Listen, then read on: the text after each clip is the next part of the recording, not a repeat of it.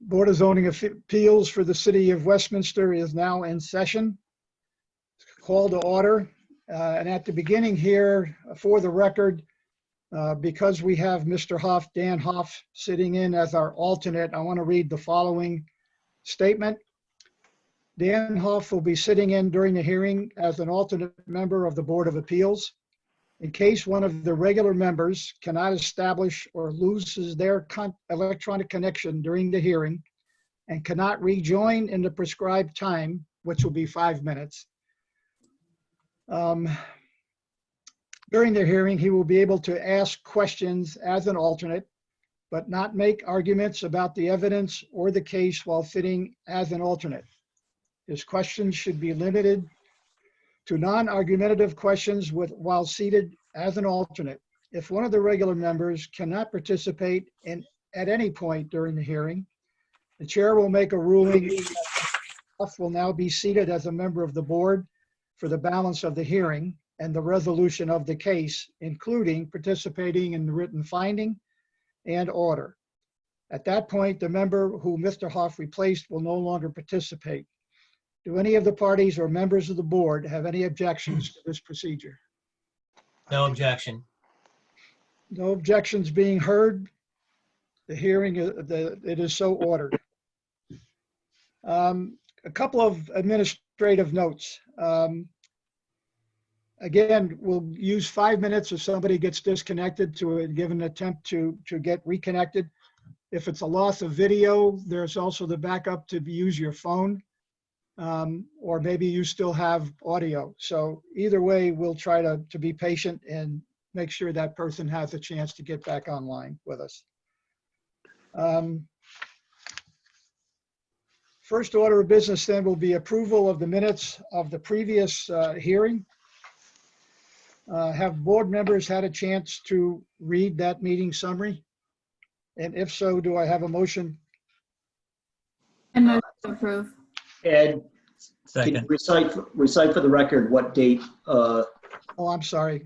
For Tuesday, January 7th of 2020. Thanks. Motion to approve. Second. All in favor? Aye. Aye. Unanimous, so approved. Andrew, I will sign this copy that I have here and I will get it to you or drop it by the office. I'll talk to you and make arrangements. Thank you, Mr. Chair. Moving on to the case this evening, case number 20-02. An application by Middle Atlantic Lubes, the contract purchaser and property owner, ABEC Property LLC, or do I need to say ABBEC, requesting approval of a special exception to operate a service station use subject to the provisions of zoning ordinance section 164-149 to be located at 334 Gorsuch Road, Westminster, Maryland, pursuant to zoning ordinance article 8, B business, section 164-42S, as in Sam, special exceptions, and article 20, special provisions, section 164-149. I'll introduce around, but you can see our names on the screen. I'm Ed Chairman, Ed Kramer, Chairman of the board. Brooks Leahy, representing Tevis Engler LLC, an adjoining property owner. We're talking about the board right now. I'm sorry, Mr. I'm Brooks. sorry, my light went on, so I. Oh, I'm sorry. Okay, I'm Larry Brun, I'm vice chair. I'm Brenda Frazier. I'm board member. Okay. And I'm Dan Staff, Huff. you want to introduce yourselves? I'm Andrea Gerhard, the City of Westminster. Mark Tipo, City of Westminster. Andrew Gray, City of Westminster. Okay, Eric Blitz, attorney for the board. super. Let's start out to see if the staff who's presenting is going to have any additional comments concerning the staff report. Yes, so I wanted to go through the staff report. Yes, please. We're going to go into the conditions of granting for the special exception. The board may grant a special exception when it finds from the preponderance of the evidence of record that the proposed use does not adversely affect the general plan for the physical development of the district. The information provided from the applicant does not address this condition, and the applicant's testimony should address this, and what, if any, mitigation is needed or proposed to address the adverse effect of the service station use. Also, we need to look at the proposed use at the selected location will also not adversely affect the health and safety of the residents or the workers of the area. The information provided from the applicant did not address this, but the applicant's testimony should address this condition, and what, if any, safety measures will be taken to ensure the proposed service station use will not propose any hazards to adjacent properties, the public, or employees. The zoning administrator is concerned with the increased level of traffic generated by the proposed use, particularly at this as the traffic relates to the nearby intersection of Gorsuch Road and Route Maryland 140. Also need to look at the overburden of existing public services, including water, sanitary sewer, public roads, storm drainage, and other public improvements. The information provided from the applicant did not address this condition, and this also should be included in the testimony provided. Over the last 12 months, the Veterans Office had historically used 282,765 gallons of water. This equals to 261.82 gallons per day.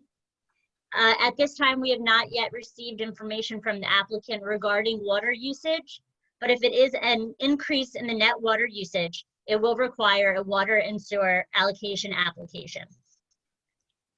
Also, we need to make sure that it's not detrimental to the use or development of adjacent properties or the general neighborhood or change in the character of the general neighborhood.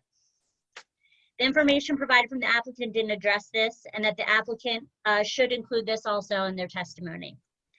The zoning administration views the neighborhood to include the residential and commercial uses within the general vicinity of the property and those who have access to Gorsuch Road. Also need to look at 164, 149 automobile service stations. An automobile service station may be permitted upon a finding by the board, in addition to the findings required in Article 22 of this chapter, that one, the use will not constitute a nuisance because of noise, fumes, odors, or physical activity in the location proposed. The information provided by the applicant does not address this provision. The applicant's testimony should address this. The zoning administrator is concerned with the potential noise, fumes, odors, and physical activity that may be associated with the service station use, particularly with the proximity of residential uses adjacent to and within the general vicinity of the property. The use at the proposed location will not create a traffic hazard or traffic nuisance.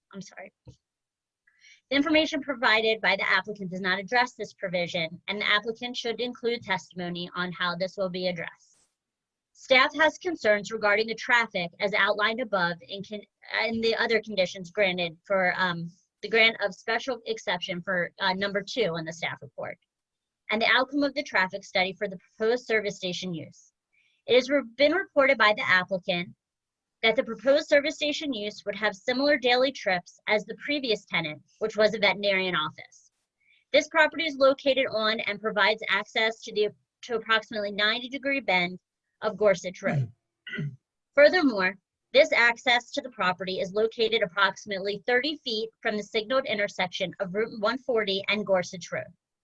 Testimony should include what safety measure discussions have taken place with the State Highway Administration. The use at the proposed location will not adversely affect the logical development of the general neighborhood.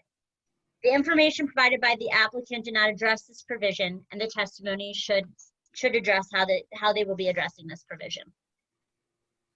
The evidence of record established that for the public convenience and service public convenience and a service, a need exists for the proposed use due to the insufficient numbers of similar uses presently available to serve existing population concentrations in the city. The applicant has stated that the proposed Valvoline service station use for the property is not a traditional service station that sells fuels. On-site employees will be offering different auto-related services to customers without having them exit their vehicles. The applicant's testimony should address the proposed operations of the Valvoline service station. The applicant must present convincing evidence to the board establishing an existing need for the public convenience and service provided by the proposed service station use. A, an automobile service station within 1 mile or the same side of the road except at intersections. The information provided by the applicant did not address this provision. The applicant's testimony should address the provision of any existing service stations within 1 mile of the intersection of Route 140 and Gorsuch Road. In the zoning ordinance, service station use is the most similar to the activity that is being proposed tonight. It appears that there are 2 other auto-centric businesses that offer services of this nature. Capel Car Care, located at the intersection of Route 97 and Cranberry Road, is approximately 0.4 miles away from the property. Jiffy Lube, located at 385 North Center Street, is approximately 0.63 miles away from the property. Letter B, the presence of 2 service stations within the 4 quadrants of any intersection, including a half mile from the center of the intersection in any direction. The information provided by the applicant did not address this provision, and the applicant should offer testimony regarding this. This will be the only service station on the 4 quadrants of the intersection. In the case the applicant does not present convincing evidence to the board should determine if roughly 0.4 mile distance would result in a multiplicity of service stations. The proposed use will be conducted upon having a lot having a minimum of 20,000 square feet. The information the applicant provided did not address this provision, and the applicant should address this in the testimony. According to the signed Valvoline special exception plat provided to us by Morse Ritchie, the site area is 21,610 square feet. The location of the proposed service station structure meets the required setbacks. With the location of the proposed service station structure, access drive, parking space aisles, service bay queuing lanes, it appears that buffering requirements may be met. And number 4, with the information that was provided by the applicant, staff is unable to determine the minimum lot frontage of 120 feet on the public road, if that can be met. At the Andrea, time of this, yes. may I just interrupt for a moment? Sure. Typically, we ask the staff to provide or emphasize certain aspects of the application or the staff summary report. I really don't think it's absolutely necessary that you read all the way through unless there are some areas or all of these areas you feel need to be emphasized. In the interest of time and everyone having access to all of the information, I would submit you could allocate to the fact that everybody has all this information, unless there are some Okay. areas that you want to emphasize. And is the rest of the board? Yes, okay actually, with there are that? just a few things. Okay. I apologize. Just a few other things. I wanted to take note that the additional zoning ordinance regulations that was on page 12 of the staff report that discussed how there was a 100-foot requirement that may need a variance in the future. This was done in error, and we would like to clarify that the 100 feet from residential properties and uses is not required. So just wanted to clear that up. I'm sorry, would you repeat that area of the summary report again, page 12?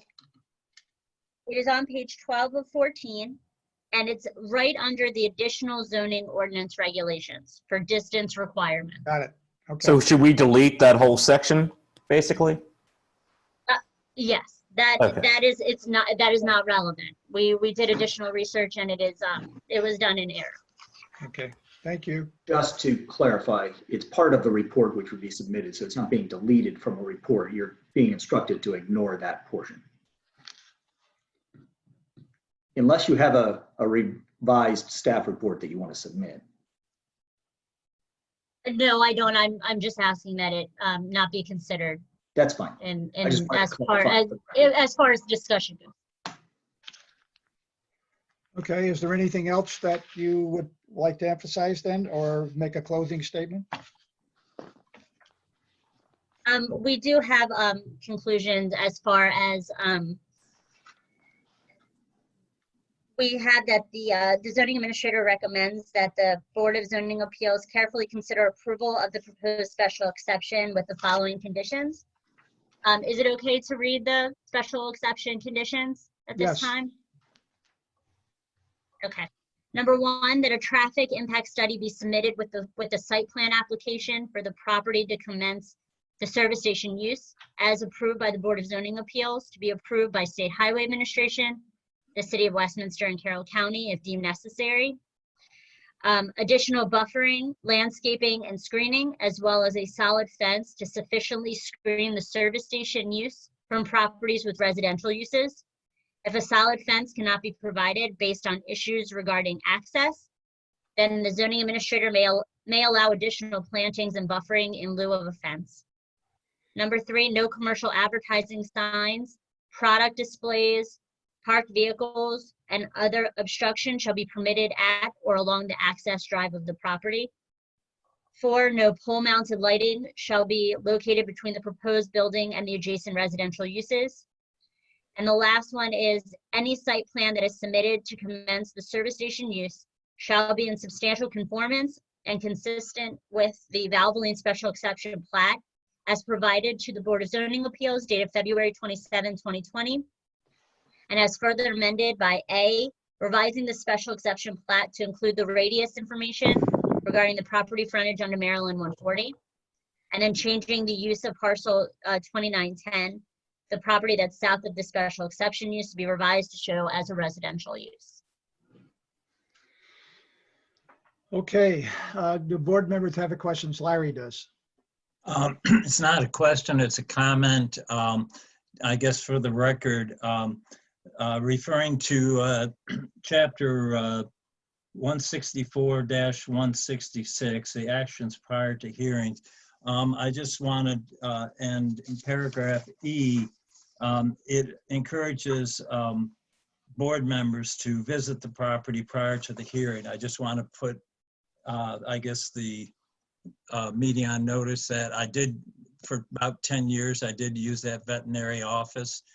So I have visited the site on numerous occasions. So some of my comments and questions may in fact be related to my knowledge outside the testimony of this hearing. Okay, very good. Andrew, please. Mr. Chair, if I may, can the staff would like to submit the application for case number 2002, which has a date of March 2nd, 2020, which contains 8 pages, into the record as Exhibit 1. Also, the staff would like to submit into the record the staff report dated May 5th, 2020, which contains 97 pages, into the record as Exhibit 2. And staff would also like to submit the pre-hearing statement from the applicant, which is dated April 20th, 2020, which contains 64 pages, into the record as Exhibit 3. Okay, Mr. McGuire, you were given a copy of the staff report prior to the hearing, correct? That's correct. okay, Ed, are you accepting those 3 exhibits into the record? yes, Yes. And Mr. Chair, if I may just add one more item, please. not as an exhibit, but just for the Zoom meeting, if I just would like to throw out there to make everything go a little bit easier, at least if we have any questions for anybody, if anybody to put their name, to edit their name as they wish to have their name put into the record. So it's easy for the board and other members in the Zoom meeting to have the name of the correct person and how they would like it, how they would like to be identified by name. Thank you. Okay. Does the board have any other questions of summary report? If not, then we will proceed. Mr. McGuire? Thank you, Mr. Chairman, and good evening, everyone. I do have one preliminary matter, probably for Andrew. We sent the certification of posting document earlier. I know he received it. He acknowledged that. I don't know if we need to read that into the record or whether it's automatically viewed as part of the record. And Mr. Chair, if you would like, I can bring that up in my screen share.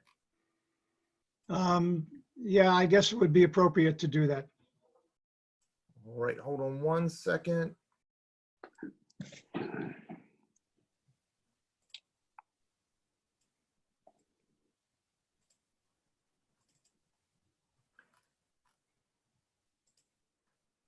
It is a posting affidavit.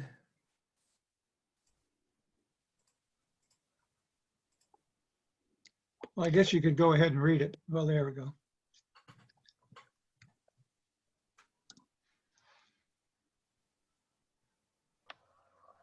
Did you want me to read it into the record, Mr. Chair? Yeah, we'll go ahead. Let's just do it.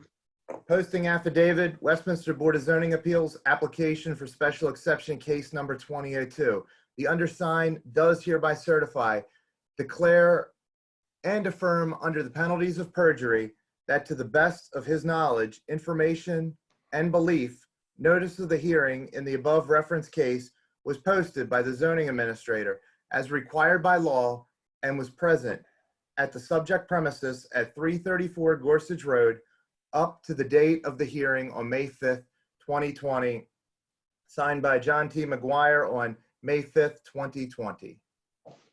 Okay, very good. Accepted.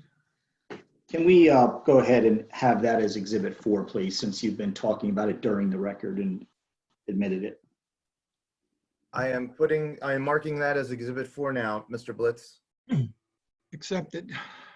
And Ed, I don't know whether you want to swear all witnesses now or whether you want I to. was just going to ask that of Mr. McGuire. If you want to, I will swear all the witnesses at the same time, as we've done in the past. That would be fine with me. Would all the witnesses for the applicant raise your hand, please? Do you swear or affirm under the penalties of perjury that the testimony you are about to give is the truth? I do. I do.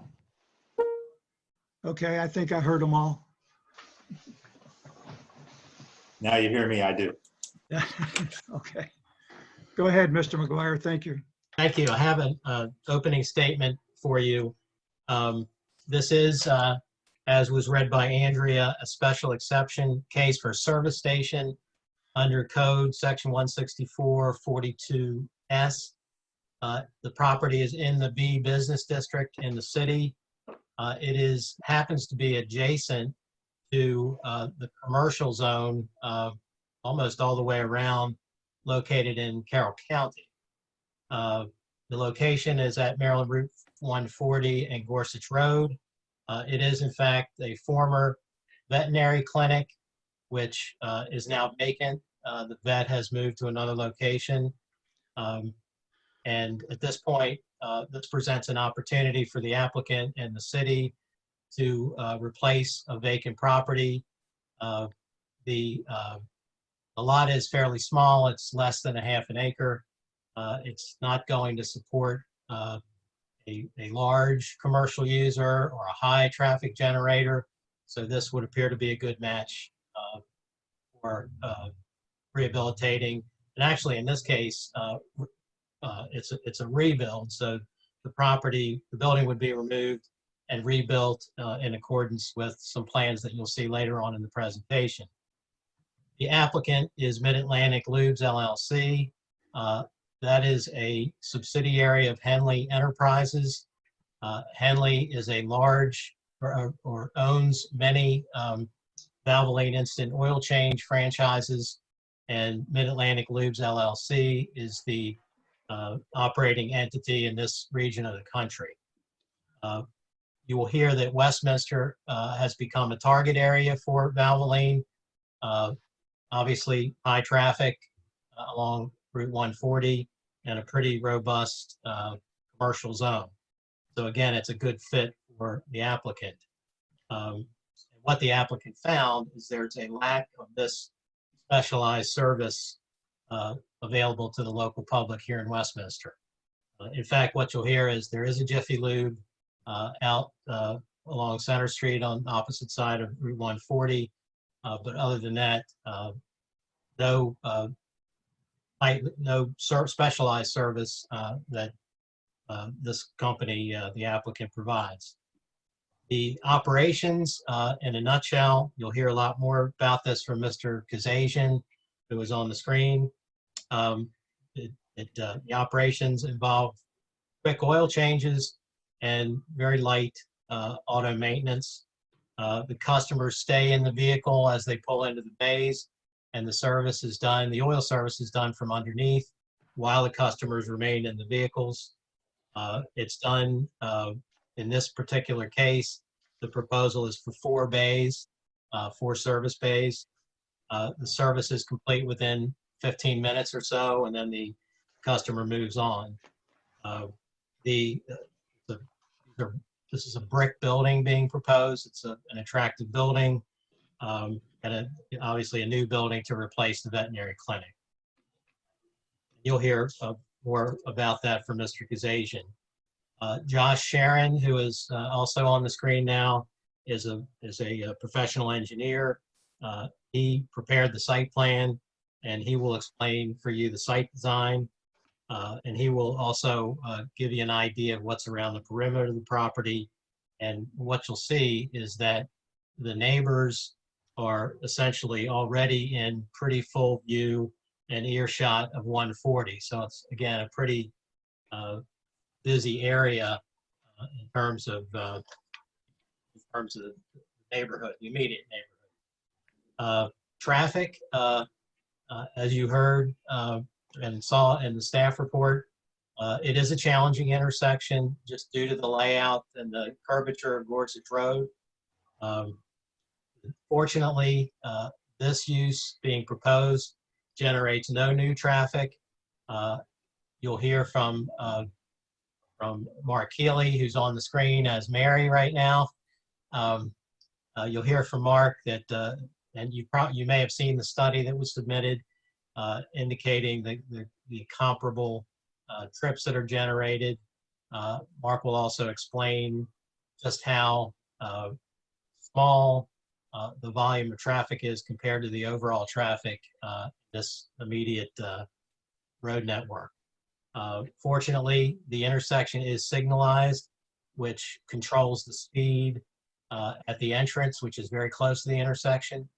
From a safety standpoint, even though all the conditions are admittedly not ideal, at least the control of the speed contributes a little bit to the lack of serious danger.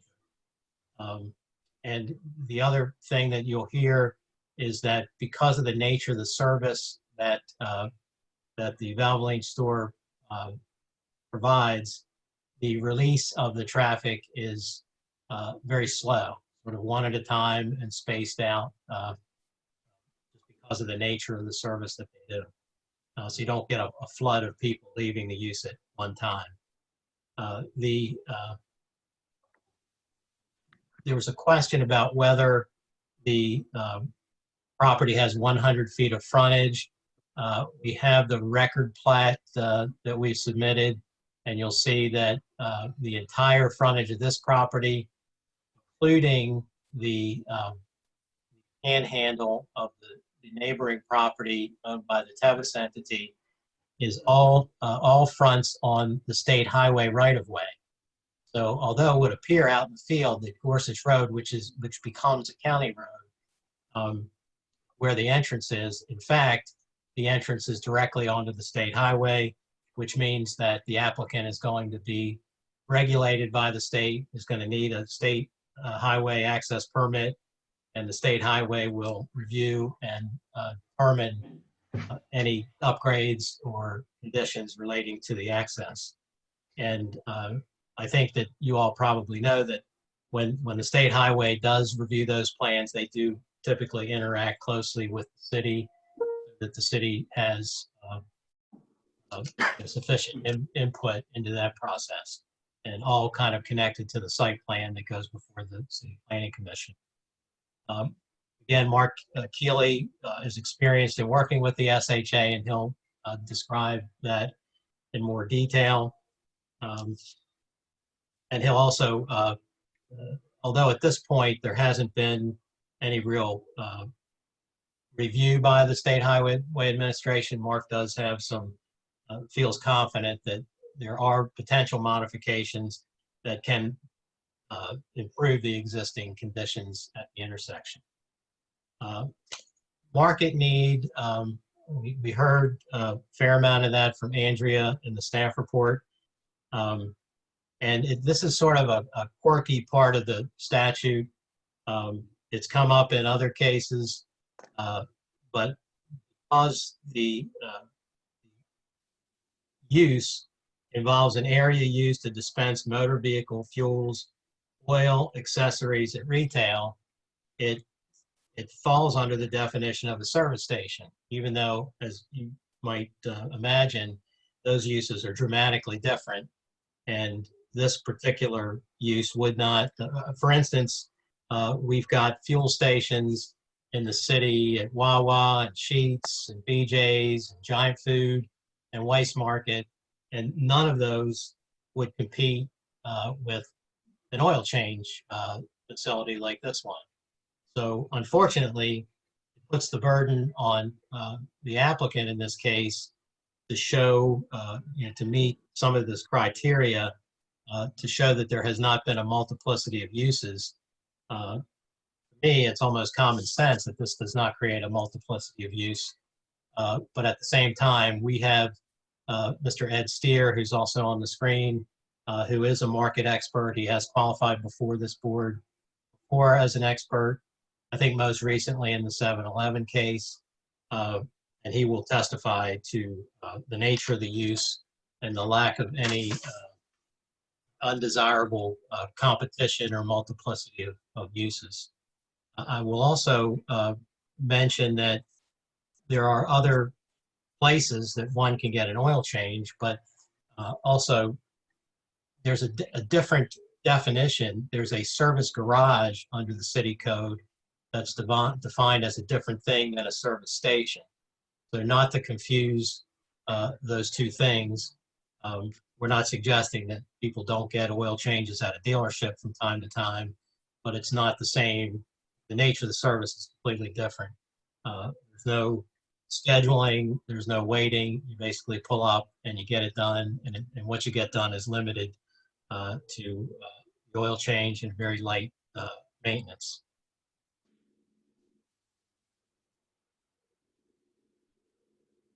The board have any questions of Mr. McGuire's opening Well, statement? not quite finished yet, Mr. Kramer. I'm reading my notes.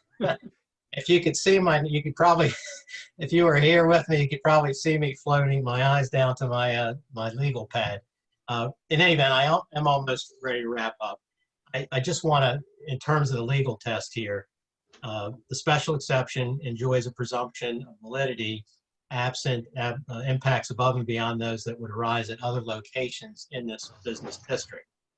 The witnesses will explain as to the various criteria in the code that you read about in the staff report, that in some of those criteria there will be no adverse impacts, and to the extent there are adverse impacts, they are not extraordinary as compared to other places in the business district.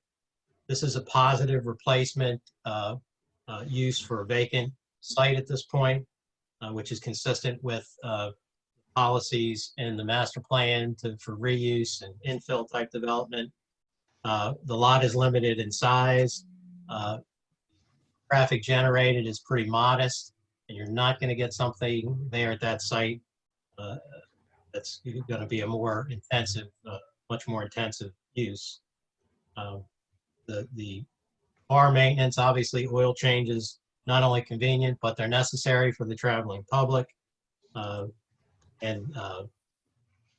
course, a major share of this corridor, as everybody knows, just from living in Westminster, is a heavily developed, robust commercial district already.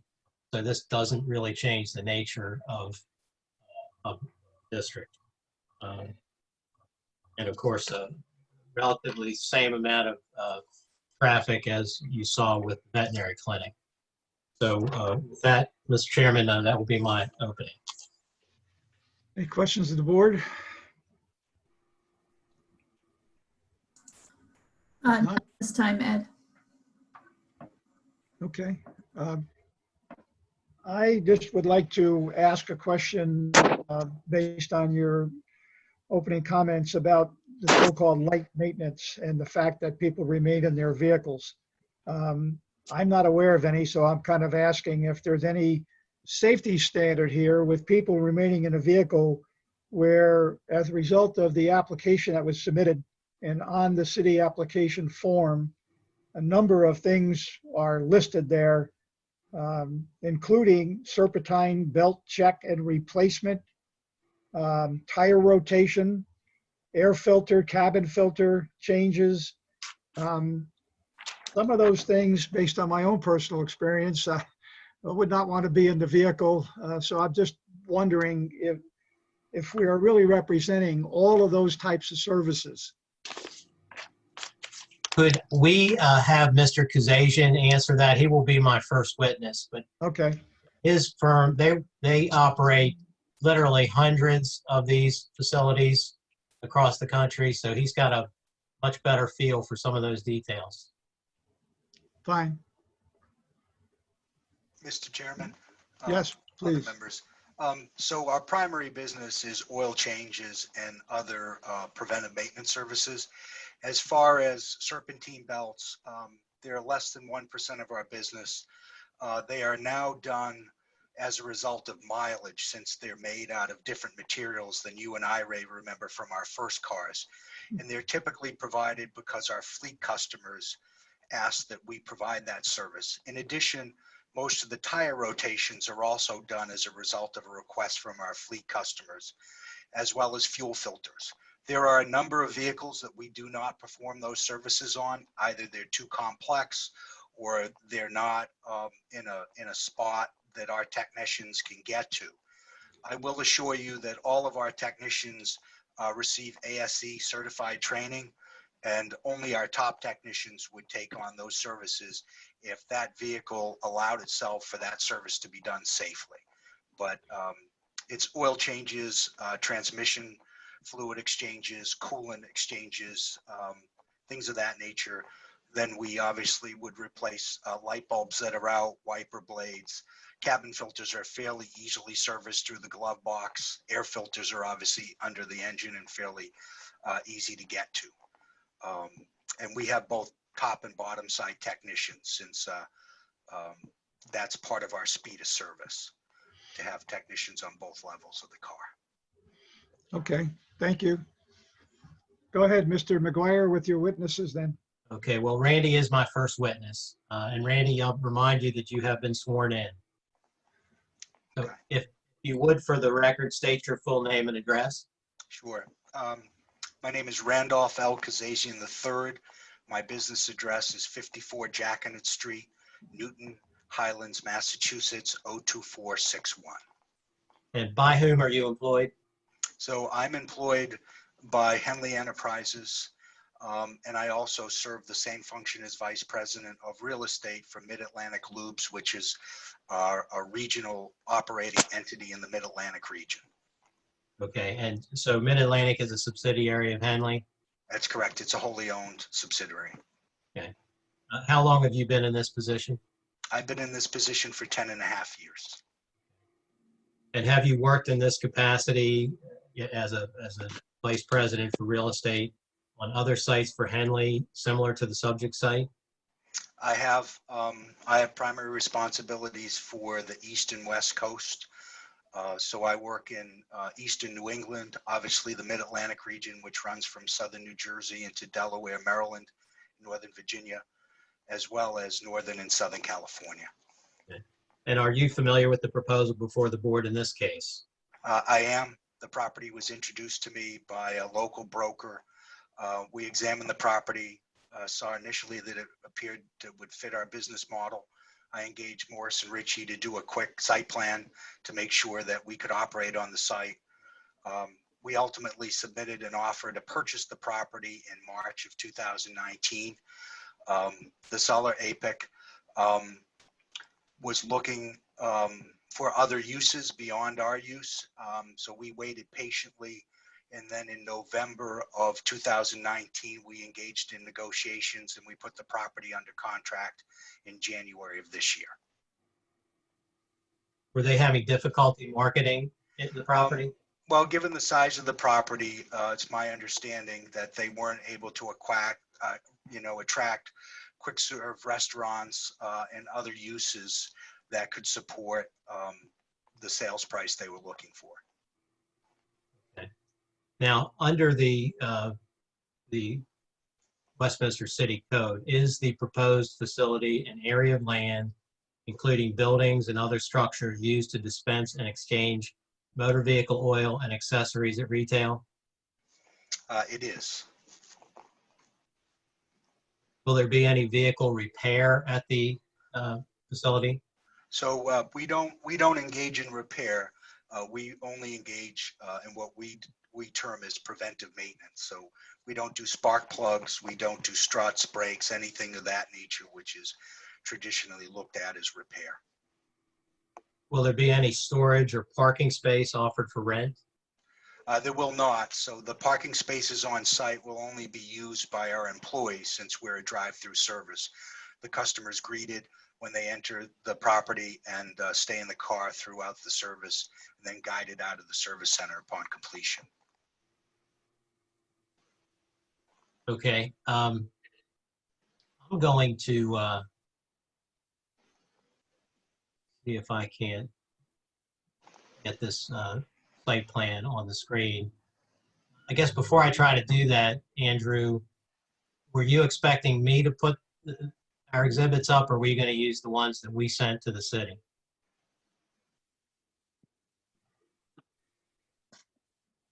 Andrew, you're muted. I apologize. Mr. McGuire, the information that you sent me, I can put that up on the screen. Was that in the that was in the pre-hearing statement? No, that was what I'm getting at now is the concept plan, the site plan that was filed with the application. For the application. I have, let me pull the information up. I have it right here in front of me. That was on the email you sent me this afternoon. Okay. Yeah, I don't know if this is correct or not, but when I tried to pull it up, it says that the host has disabled my ability to screen share. Is that intentional? That is not intentional. Okay. All right. Well, this is fine. I mean, this is the plan that we're bringing up. So I think what we should do is mark this plan as exhibit number 5. My understanding is that the actual marking will be done after the hearing. That is correct. Okay.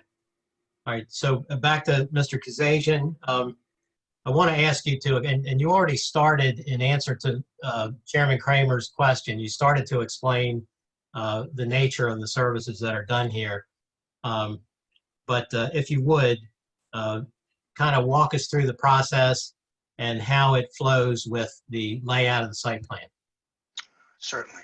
So we'd expect a customer to turn off the Gorsuch and come on to the property.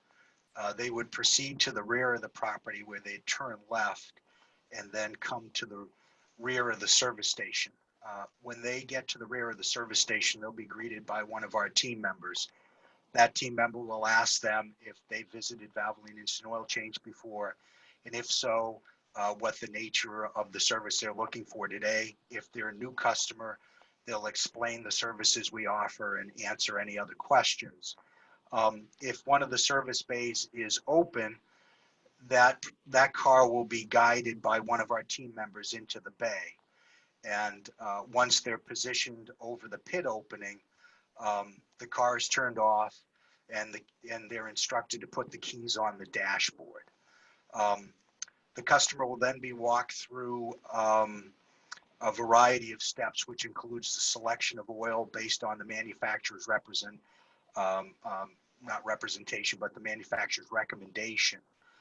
During that time, the customer is able to see the hood is opened. They can see our top side technician and they can feel our bottom side technician as that work is completed. At the end of the service, if they were to get an oil change, there's a variety of checks that go on, and then ultimately the customer is shown the dipstick to show that there's clean oil that's been put into the crankcase.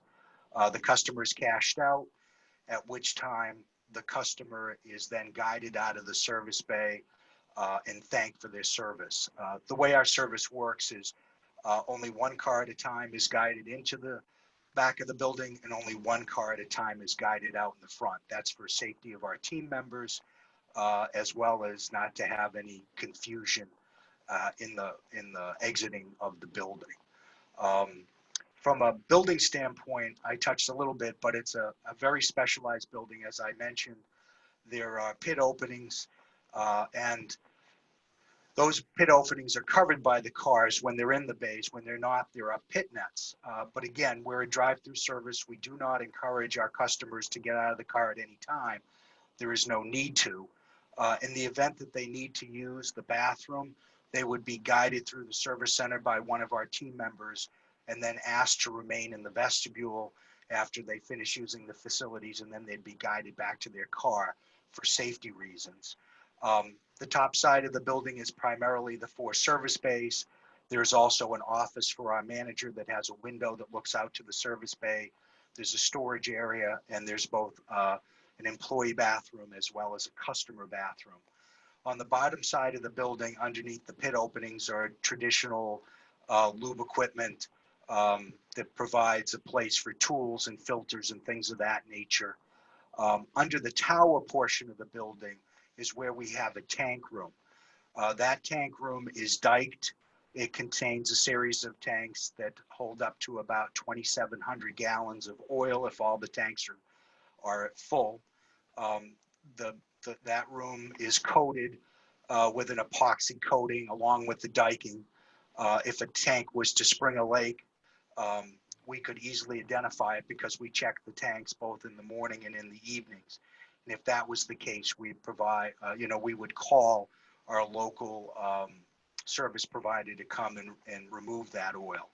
As far as oil deliveries, there's a locked box on the side of the tower.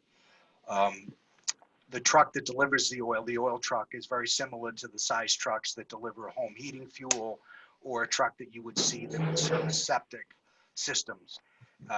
The tanks are, that large tank is subdivided to a number of different oils. So that delivery would be made by sliding the hose through that opening, and then the operator would go down into the tank room and one at a time deliver oil. With respect to waste oil that's also stored in there, that's the largest tank that has 500 gallons. Under each one of the pit openings is a rolling draining pan. So that collects the oil and it's piped into that. Again, a different truck would come, they would slide their hose through that opening, go down into the tank room and evacuate that tank. Oil deliveries are typically every other week, and the disposal, which is really the recycling of the used motor oil as well as the coolant and other lubricants, is on a 2-week cycle as well. There are some periods during the peak driving season between Memorial Day and Labor Day where that might be a little more frequent. It might be, instead of twice a month, it could be 3 times a month. Trying to think what else I can share about the building. From an exterior standpoint, it's a block building with a red brick veneer. The top of the tower has a stucco finish, and that's where we consolidate our signage. The reason we picked the red brick is because it's It's a very classic material. It goes well in Maryland, Virginia, as well as New England. It also lasts for a very long time. Our original buildings that date back to 1989 still look as good and don't look very much changed. It also is a superior look compared to the typical split face block or typical cement block that's used by most other automotive uses. In addition to the interior, we use automotive tile as opposed to just having a concrete floor, again, creating a different look. As far as the service bay openings, those overhead doors are primarily glass. The reason we do that is we're a convenience business. Most folks that visit us are looking for a 15-minute oil change. They don't want to wait. So while they're parked at the intersection or they happen to be driving by for another, doing another errand, they can look through and see if the bays are all full or if there are cars that happen to be waiting behind. Again, not trying to differentiate ourselves from our competitors. The other thing that I will say about our primary competitor, which is Jiffy Lube, is while their business is oil change, you will note that they have changed their business model to now include brake shocks and some other things. They have never competed on speed of service like we have. Okay, I want to back you up a little bit. Okay. The oil deliveries and oil removals, how long does that process take to get the truck on the site and on its way? So oil deliveries take typically between 15 and 20 minutes. We obviously don't run the tanks all the way to the bottom, and we size the tanks and change tanks periodically to meet the demands as manufacturers move more to many different types of synthetic oils. It's probably a 10-minute process to have the 500-gallon tank of waste oil removed by the recycler. Okay, and how about delivery of parts, other things other than oil? So we have a point of sale system that is tied to the Valvoline warehouse. And so we would periodically get deliveries, and they're typically by UPS.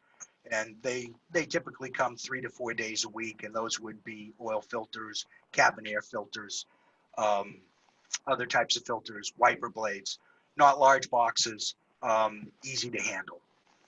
Right. And could you address the staff comment or concern about potential of stacking on site? So as I said before, we're a convenience business, so most of our customers don't like to wait. There are peak periods, particularly in the main driving season, which is from Memorial Day to Labor Day, where you'll have some days and some peak hours where there might be 4 additional cars parked at the rear waiting to come in.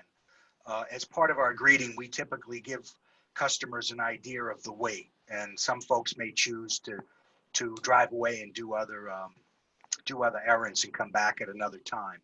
I will tell you, on the several large weekends, starting with Memorial Day, July 4th, Labor Day, and Thanksgiving, we can have situations where perhaps up to 8 cars will wait just because they need to get to where they want to and they want the car to be in peak condition. We have noticed, though, that people are spacing out their travel for those holiday weekends, and we find that oftentimes we get just as much service after those holidays as before it now. I have a quick question regarding the site plan, if I may, or the plan. You were noting that sometimes you could have people stacked at really busy times. If someone pulls into looking at the site drawing, pulls in there towards the back and you are busy, how would they get back out? So they would go to the right of the building. There's a relief lane that runs around the perimeter of the building. I see. That swings back around. Okay, Correct. Thank you. By the way, the site plan is not up on my screen right now. Oh, I'm looking at it with what you submitted. The paper copy. Yeah. Hmm. Yeah, I'd like the side screen up too, please. Can I ask a question too, please? Yeah, go ahead, Brenda. What, I understand ideally there's only maybe 8 cars there, but have you looked to see how many that lot can hold in waiting mode before they're backed out onto Gorsuch Road? I have not, but I've never experienced that in any of our service centers. If that was something that, if we had an issue where we had that many cars, what would happen is we would position a team member where they're turning left into the site, and we would instruct them to drive through the site and exit and come back at another time, and we would probably offer them a coupon. Unfortunately, our business, oil change intervals continue to get extended with service intervals by the manufacturers, and people don't follow the 3,000 mile rule. It's typically when your car tells you. Some cars don't tell you up to 15,000 miles, but we don't experience those types of waits or crowds. Randy, This if is- I could, and unfortunately, we don't have a laser to get onto the screen, but if you look at the site plan, you've got 4 arrows facing the building. Correct. So I'm assuming you would have 4 vehicles in the bays, and then each of the 4 arrows would be the stacking behind the people that are being serviced. And then you've got a fair amount of space behind that, which would accommodate additional stacking. That would accommodate an additional 4 vehicles, and that would pretty much be, we could probably slide maybe 1 more car or 2 more cars up behind that, but we wouldn't want to block the access to get around the building and exit. Okay. Could I follow up on Brenda's question? Go ahead, Larry. Yeah, if you look at the site plan, Baltimore Boulevard is up towards the right. Right at the very top is, which you can't really see it, is Gorsuch Road, and it kind of at the very, yeah, that's it. Good. But anyway, you can see Gorsuch Road, and your driveway comes in kind of, as I think one of the reports says, 35 feet from the Baltimore Boulevard. Up the hill on Gorsuch Road is a high school. And I guess one of your reports said that your normal hours are 7 a.m. to 7 p.m. Does that sound about right?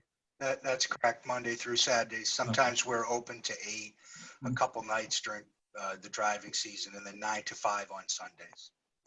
Well, the one thing, again, if you're looking at your entrance way, none of the information you have given us on any of your reports shows the fact that there's a very steep grade going from Gorsuch Road up to your property. So you can't just stack, vehicles at that end, and it sounds like you don't want to anyway.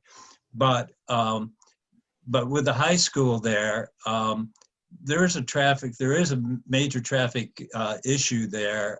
Again, when I was going into the vets, coming down Gorsuch Road, there's a lot of traffic in midday that comes in, and at the traffic light, there's anywhere from 10 to 15 cars stacked up there trying to get out. And quite honestly, I again experienced it myself. You cannot get cars in and out of that park of your parking lot very easily during certain parts of the day. And with that steep, incline there, I, from a personal point of view, I'm skeptical that what you've just said here, particularly if you get 8 cars waiting in addition to the 4 that are in the bays, I think from my own experience on that lot, you might have a problem.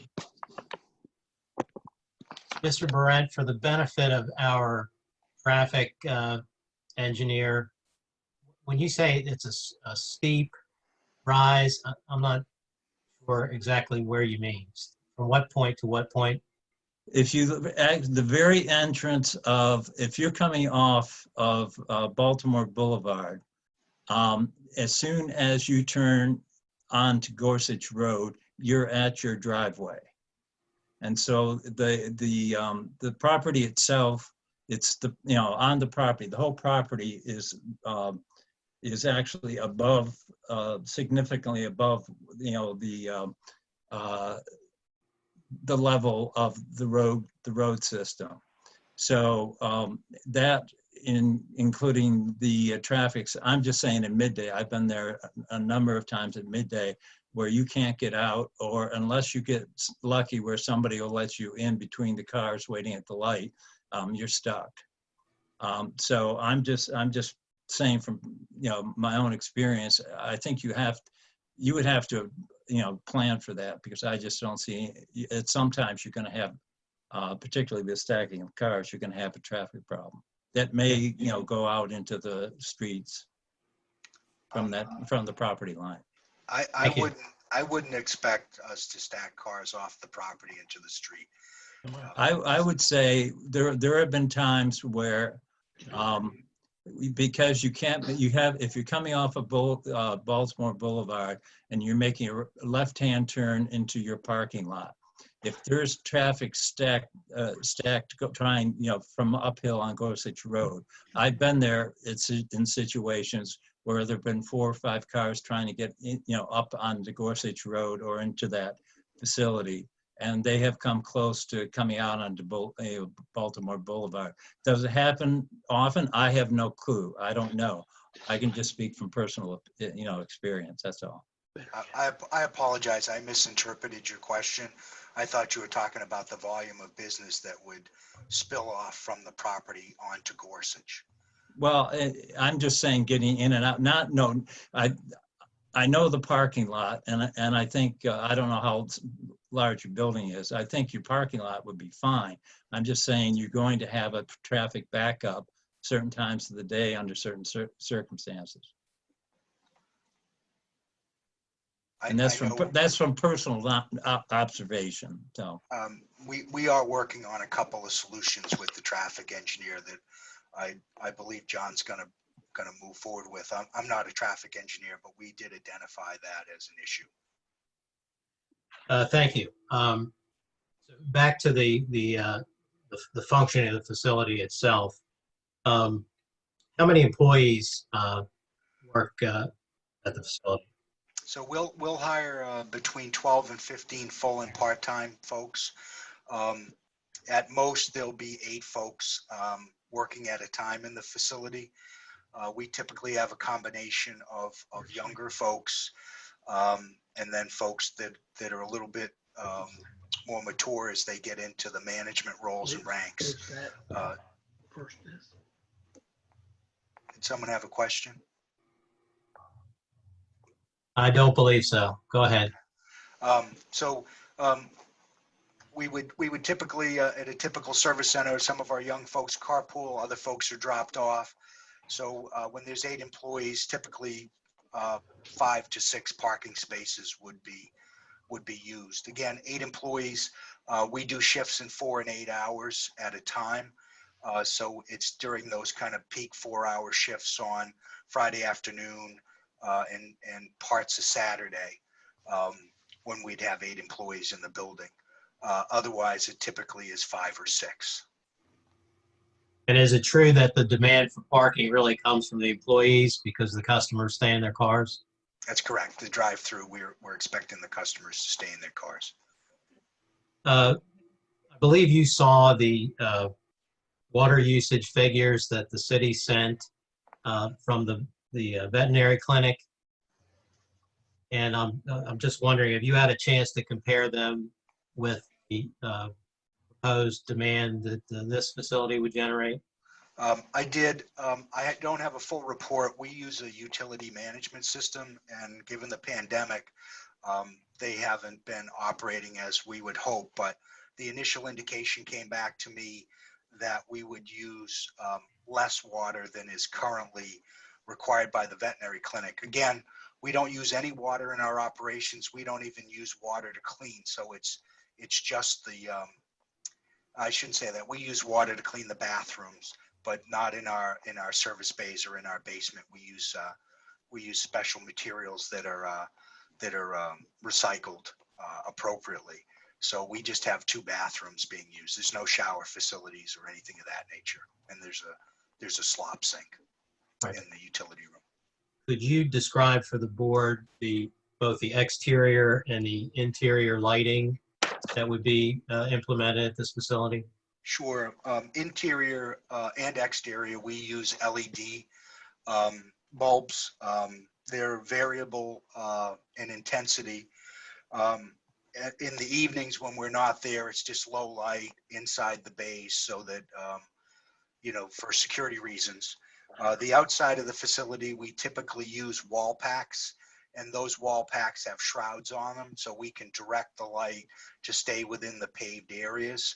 To the extent that we have pole lighting, if it was required, again, those fixtures would have shrouds on them to direct the light to keep them on the paved areas and not to escape the boundaries of the property or to cause a problem with our neighbors. Okay. And I have a question for Randy, going back a minute to the water usage. Staff had requested water usage from 2 comparable Valvoline facilities. And although I understand with things being closed down, are there any others of comparables that would have the same amount of traffic? Even though you say you don't use that much water, that you could come up with some estimate of water usage? So I did identify 2 comparable properties, and I got essentially graphs that showed the usage and the cost. What I requested and I haven't got were the underlying bills for the 24 months that staff had done, because I wanted to check to make sure that the measurement of the water used was gallons versus cubic feet or something else. So that's why we haven't provided that backup, but as soon as it's available, I checked again last week, and the hope is that that firm will be coming back up to speed beyond just paying bills, and we'll be able to get those underlying documents to us. They were not set up to work from home fairly effectively. Okay, thank you. and you understand that you will need to submit an application for the water reservation, and that will be reviewed.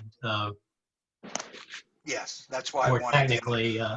right. That's why I wanted the underlying bill, so there was no. So everybody was aware of the comparable and the actual usage. Okay. One more question about the lighting. Will care be taken that no lights will be directed at the traffic, the automobile traffic on the roads? Oh, certainly. So the lights that would be on the front of the building facing 140, the shrouds would be positioned not to go beyond the curb line of the paving. So there's be a big space, grass space between us and Route 140. At this point, I would like to talk about the shared driveway with the Tevis property. And I have a deed that I believe I submitted, Andrew. I thought I'd be able to bring this up, pull it up on the screen myself. It was not submitted with the application or the pre-hearing. It was submitted as a result of the site plan.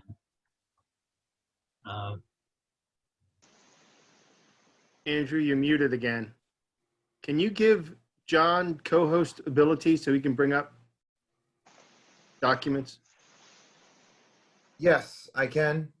But John, if the deed was not emailed to us previously, we will need to have that emailed to us for the record. Okay, well, I can do that. And John, you are a co-host.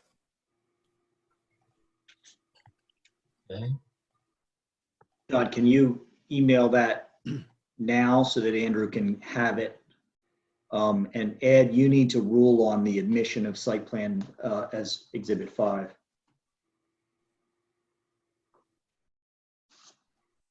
As much as that same site plan, at least it looks the same. Yeah, it is. The application, is it necessary to admit it? So that's easy. Let's just admit it then.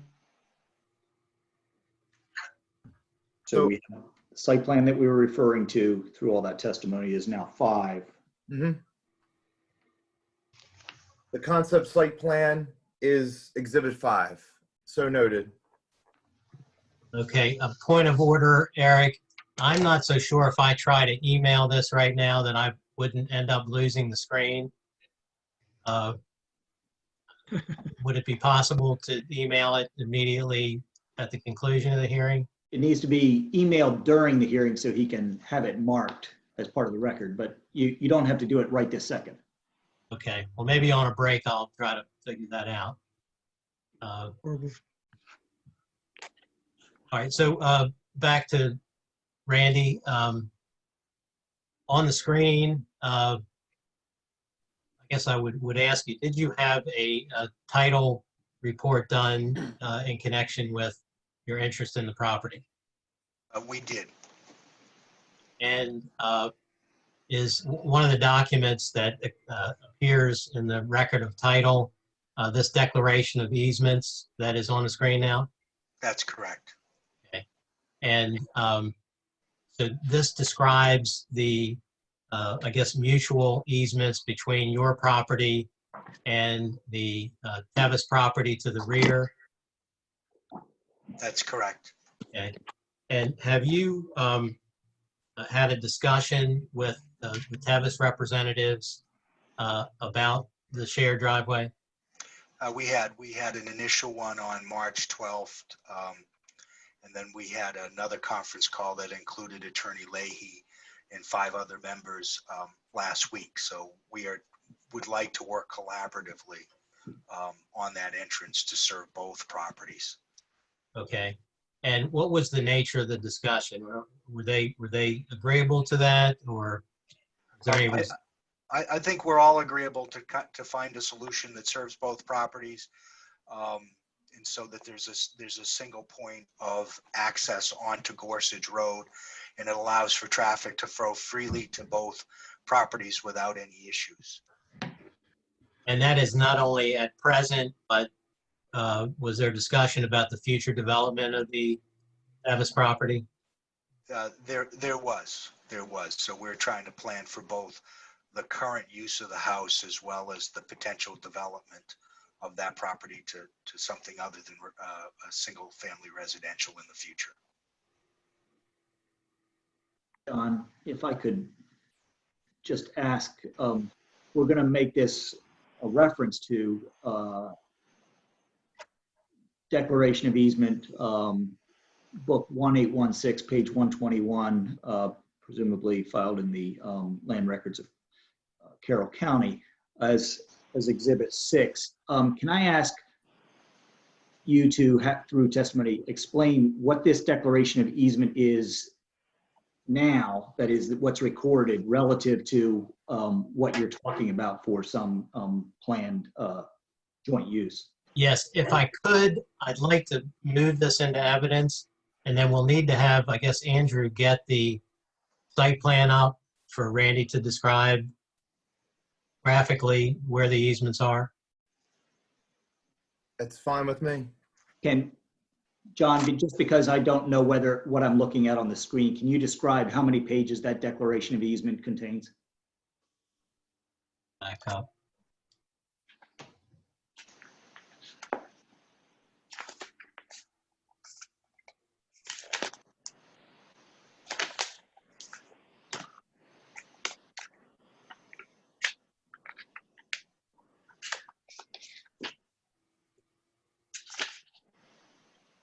Eight pages.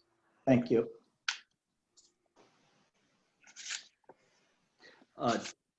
Chairman, are you admitting that into the record as Exhibit 6? Yes. Thank you. Now, Andrew, I think you're gonna put up the site plan. Yes.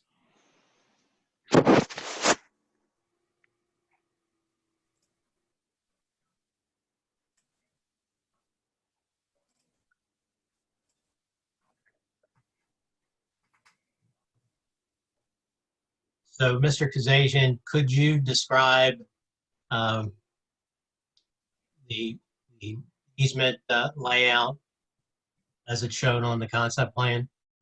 Sure. There's a variety of easements here for utilities and other, but the operative easement is, if you were to look at the entrance coming in from Gorsuch Road, and you'll see that that our property line with the Tevis property line is a short distance away if you're turning into the property to the right curb cut. And in that portion between the curb cut and the property line, we're provided an easement for the first 50 feet to allow vehicles to cross over their property and onto ours in order to access our property. And that 50 feet is 50 feet deep off of Gorsuch Road and the entire 35-foot width of the Tevis Panhandle? I believe so, but I haven't looked at that easement carefully in some time. Okay. Well, it is shown graphically on the plat as a non-exclusive right-of-way 35 feet wide for ingress and egress in the upper left corner of the property. I can't see it on my computer screen right now, but if you all have the paper copy, you should be able to read that clearly. All we have is electronic, which is a little bit hard to read. Okay. So, Well, again, I'll read the, if you see the zoning identification of R7500 with a B just on the other side of the property line there, the note above that reads non-exclusive right-of-way, 35 feet wide for ingress and egress per Liber 1816 folio 121. John, can you just kind of outline where that easement is? That would probably be easier if you have control over the screen. Well, I don't. That's, okay. That's the. Okay. Can I try to put a larger version up to my camera and see if it would help at all? This is Josh Sharon with MRA. I have it up on my screen. Andrew, if you give me sharing capability, I'll be able to zoom in on a much more crisp PDF. That would be great. All right. You now have sharing capability, Josh.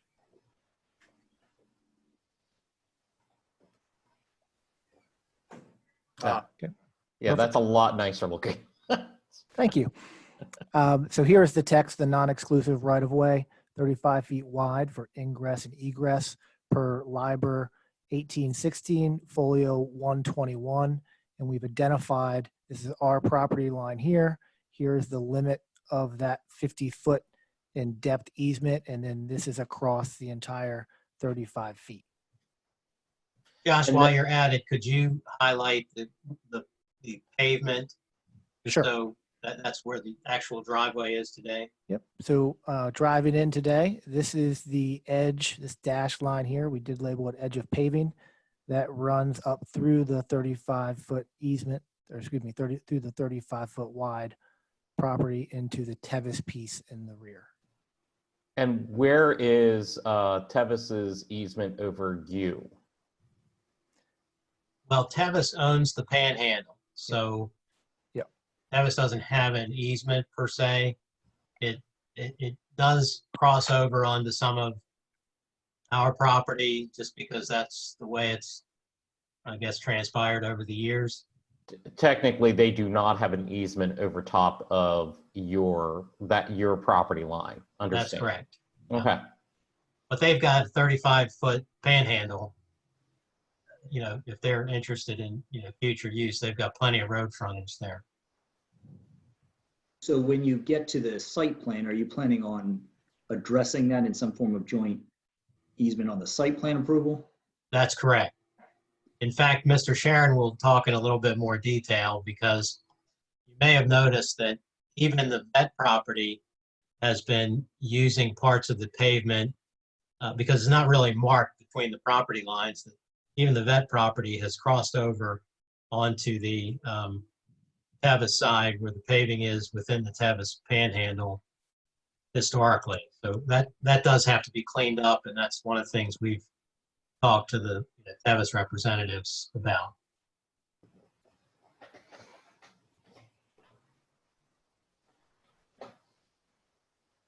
If there are no other questions about that, and I would ask Josh to hang on to that because he'll probably want to use that version of the site plan when we get to his testimony. I have two questions. Eric has another question. First, does the current easement provide for shared maintenance of that area and snow removal type questions? And then second question is, you talked about negotiating something else, and I'm trying to understand, what are you trying to negotiate that's different from the current easement? Well, at this point, we would want to negotiate for continued use of the pavement beyond the easement that the site enjoys right now. However, it's perfectly feasible if we could not negotiate for that, simply use the portion of the pavement that is on our site and make the layout work just the same. So, unfortunately, what we have right now, we're a contract purchaser that has a historical use that's, I guess, a little blurry because of the way it's been used, and we have a neighbor that's willing to work with us to work it out the best way we can, and that can be done, through the site plan process. But I think what's my opinion here would be that we control enough of the property and the easement that we do have to make this site work without having to rely on additional easements from the neighbor.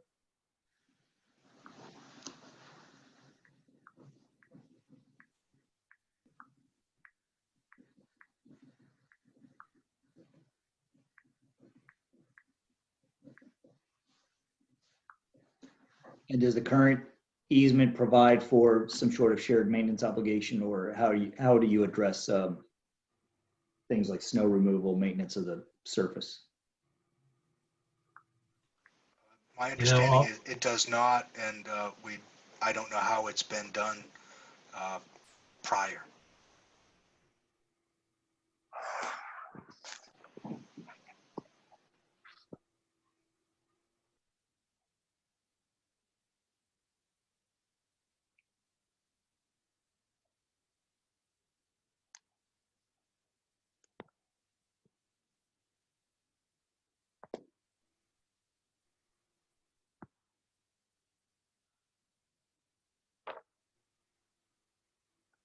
That's all the questions I had. Sorry to interrupt here. Okay.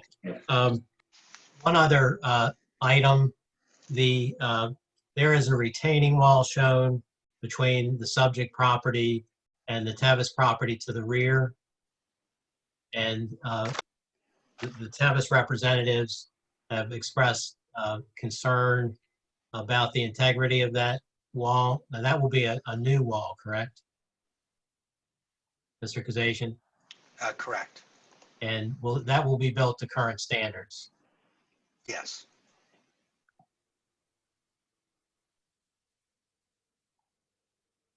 Okay, Andrew, could we bring up the architectural elevations? Yes.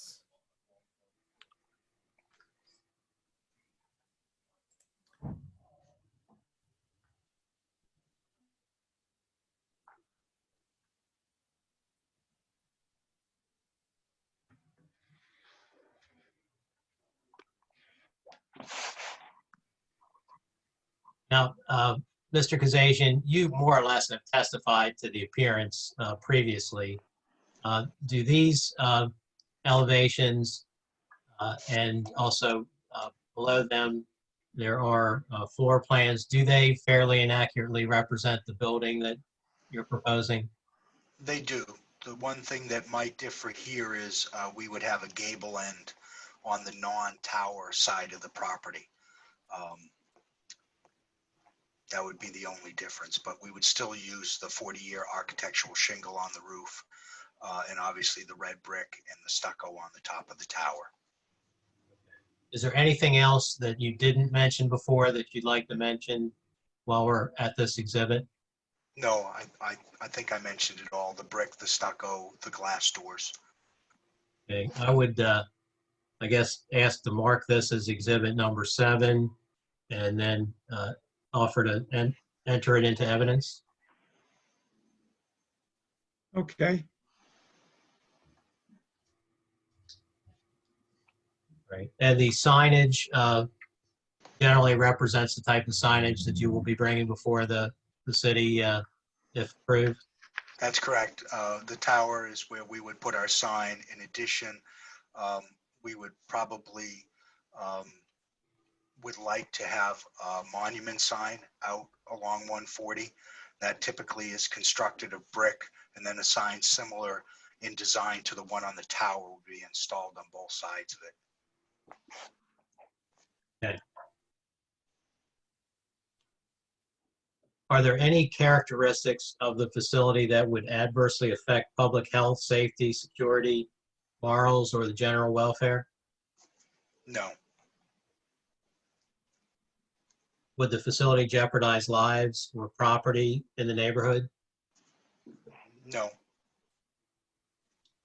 Describe the number of people residing or working in the immediate area of the facility. Along 140, it's primarily commercial. Just east of us is a hotel and then a shopping center. To the north across the intersection, there's a McDonald's, and I believe it's an Olive Garden. However, obviously there is, to the south, there is the Tevis property that has an existing single family residence on it, as well as to the, I think that's the west. There are some homes going up Gorsuch Road as well that are single family. And is the Tavis property also zoned business? Yes, it is. And I believe the other single family homes going up Gorsuch have commercial designations as well for redevelopment. Well, now we have some R75,000 that would not be commercial. Okay, I'm I not sure. apologize. I guess more intense multifamily use. Would your facility be consistent with the orderly growth of this community as you described it? Yes, based on our research, we think we're meeting a demand. We think that the existing Jiffy Lube is only serving 20% of the current demand that's within the Westminster market.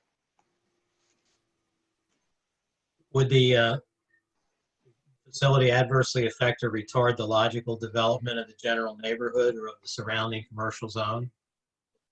No, Would this use adversely affect pedestrian traffic, if there is any in this area? from a pedestrian standpoint, we wouldn't generate any because our customers come in their vehicles and they leave in their vehicles, and they're asked to stay in them throughout the period of time. And as I mentioned before, if they need to use the bathrooms, they'd be guided through the service center and then wait in the vestibule and come back. And then I do not believe there's actually sidewalks on 140 in front of this property. Okay. Mr. Blitz, I saw your hand. Just a quick question. You got to it on 140, but is there a sidewalk on Gorsuch? I am not sure. While I visited the property several times, I just don't recall. I do not believe so. This is Josh. There's no sidewalk.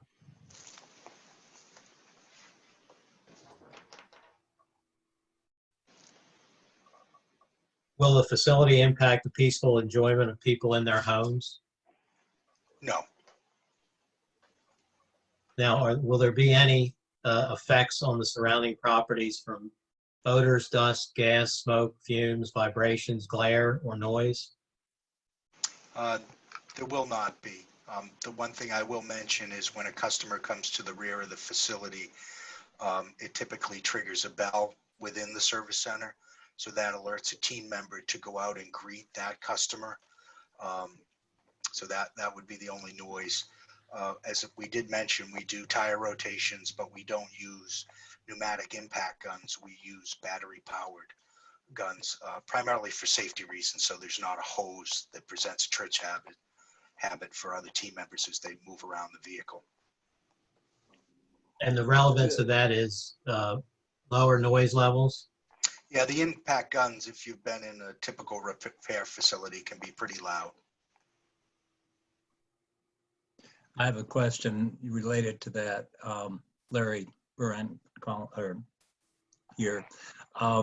When you say there's basically no noise issue, compared to the vet facility there, I'm not quite sure how you come to that conclusion.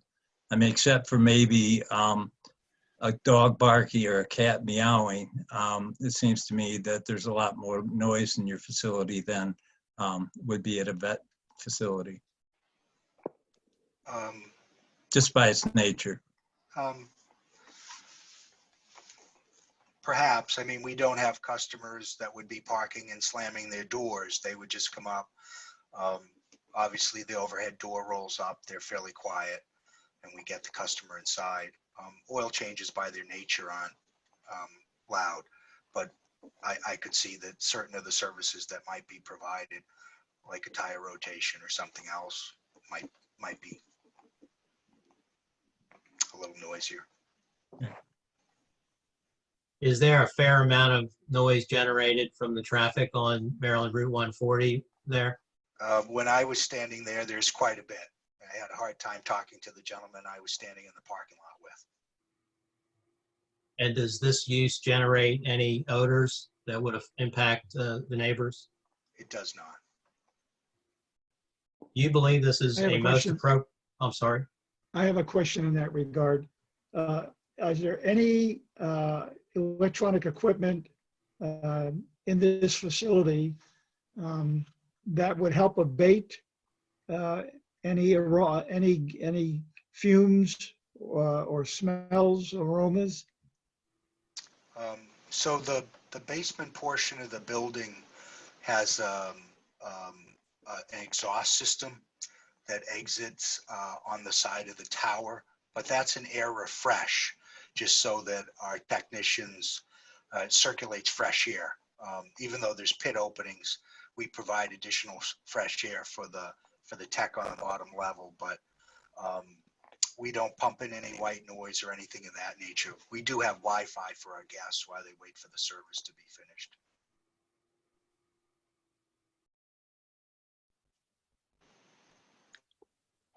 But there's no other air evacuation system that would reduce the smell of oils or other fluids that you're handling there.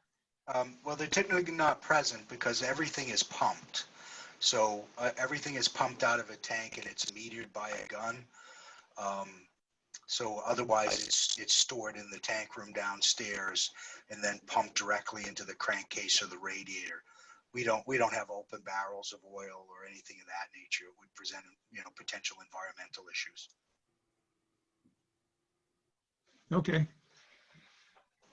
Is this the most appropriate use of the land and the structure? Yeah, I believe so. It's consistent with the other commercial uses along Route 140, and it's as appropriate as any. Are there any locations in the vicinity where public gatherings may be held, such as schools, churches, parks, playgrounds, hospitals, and the like? Not in the immediate vicinity. Okay. We did hear that there is a school up over the hill on the opposite side of Maryland Route 140.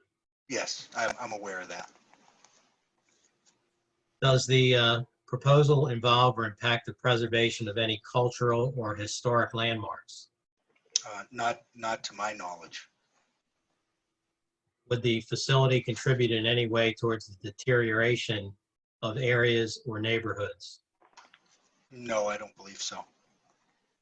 Will this use change the character of the neighborhood? No, it's just one commercial use replacing the existing commercial use. Do you know of any reason why the establishment of this facility as described at this location would have any adverse effects above and beyond those inherently associated with such a facility, regardless of its location in the B business zoning district? No, I do not. Mr. Chairman, other than to confirm that all 7 exhibits have been admitted into the record, I have no further questions.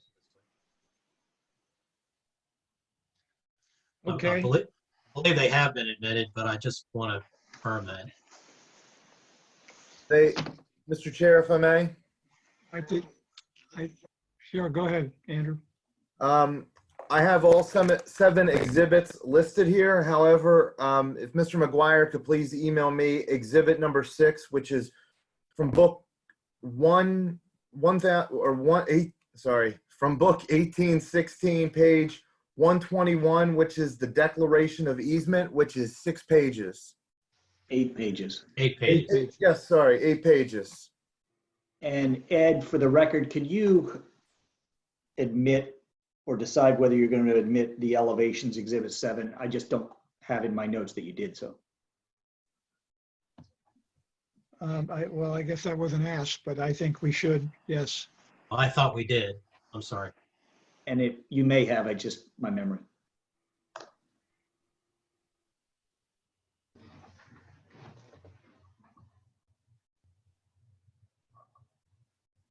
If there are no other questions of this witness, I'm ready to move to the next witness. Board have any other questions? Okay, proceed. I would call Josh Sharon. Good evening. And Andrew, I believe I did send you the CV for Mr. Sharon. Was that, let me pull up your last email, John, Mr. McGuire.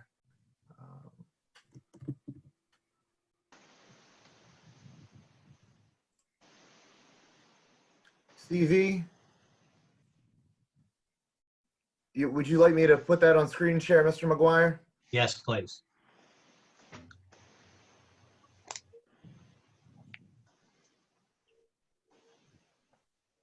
While you're doing that, I would ask Sharon to state his full name and address for the record. Full name is Joshua Thomas Sharon. My business address is 1220-C East Joppa Road, Suite 505, Towson, Maryland, zip code 21286. And by whom are you employed? I'm a principal with Morris and Ritchie Associates. And what is your profession? I'm a civil engineer, licensed since 2009. I hold a BS in civil engineering from the University of Maryland. And what is your experience in designing service facilities like this one? Sure. I've been practicing for 14 years. I've designed several of these Valvoline instant oil changes. I've also designed several other service garages in both the Baltimore County and Baltimore City, Anne Arundel counties, Harford counties here in mid-Maryland. And have you been qualified as an expert in land planning, design, and civil engineering? Yes, previously in Baltimore County for the administrative law judge, before Baltimore County Board of Appeals, the Baltimore City BMZA, Anne Arundel County Board as well. Okay. Mr. Chairman, I would introduce Mr. Sharon's CV into the record, and board may want a little bit of time to review that, but I would offer him as an expert in land planning, design, and civil engineering. Yes, we'll accept that. Okay, and you'll accept the CV into the record? Yes. Thank you. Mr. Sharon, are you familiar with the proposal in this case? Yes, I am. And was the site plan that we've been looking at as hearing exhibit number 5 prepared by you or under your supervision? Yes, it was. I'm also the signing engineer of that plan. Okay. And could you describe the existing use of the property as shown on the site plan? And we've heard a little bit of that from Mr. Kazajian, so maybe just kind of fill in the portion that affects design. Sure. So we talked about the entrance off of Gorsuch Road. We are south of Baltimore Boulevard, Maryland Route 150. That is a state highway administration controlled roadway. The property was originally carved out of Parcel A, which is owned by the Tevis Group, who still maintains the 35-foot wide panhandle or flag. And we, of course, have already talked about the shared easements for the property. Okay. And could you sort of take a tour around the perimeter of the property and describe for the board what the immediate adjacent owners Sure. consist of? Andrew, would it be okay if I took over the screen just so I can move around the PDF? It may be a little easier for the board to view. Yes, or would you like the PDF that you had up previously that was a little bit clearer? If you don't mind, I don't mind driving. Okay.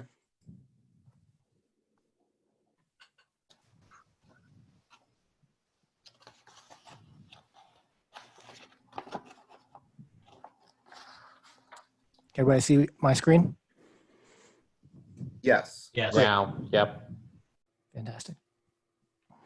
So to the north is the intersection of access. To the south on the exhibit is the Tevis property.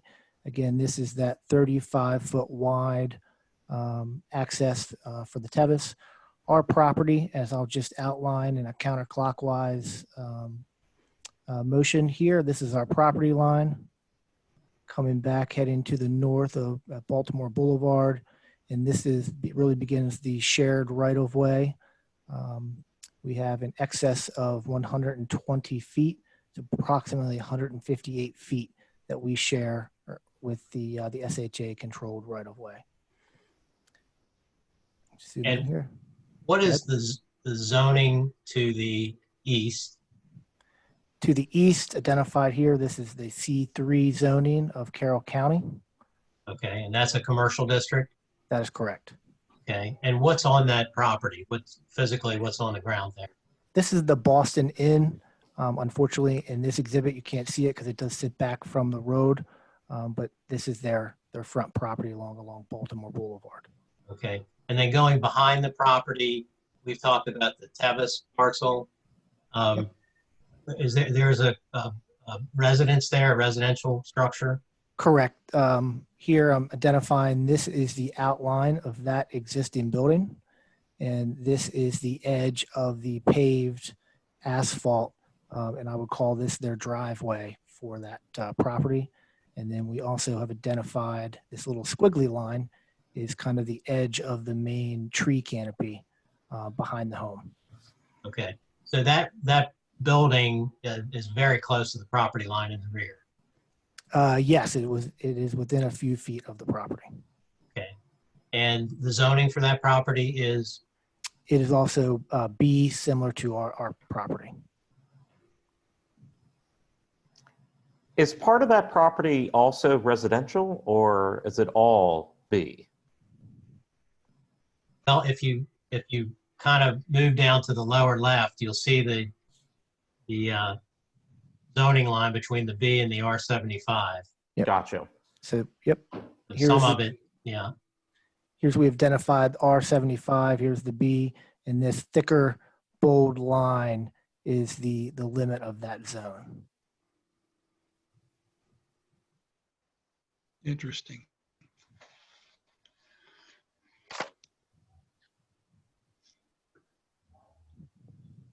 So could you describe the topography? It's not shown here, but just we heard a little bit from Mr. Barrent about grades.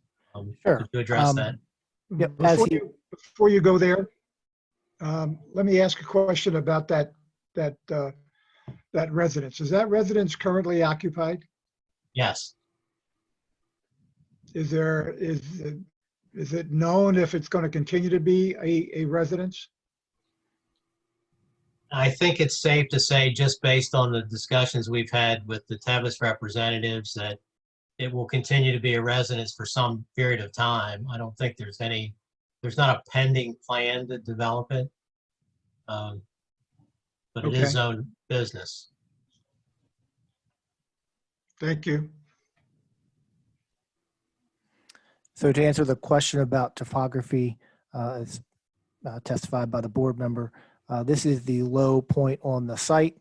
As you enter southbound on the site, the grade begins to rise as you would pass all of these head-in parking spaces, and the hill continues up past the existing residence. The existing building, veterinarian, you can see this is that dash line. This is the outline of the existing building. It's got a relatively flat backyard that is currently fenced in. The site does also rise with Baltimore Boulevard as you head to the southeast.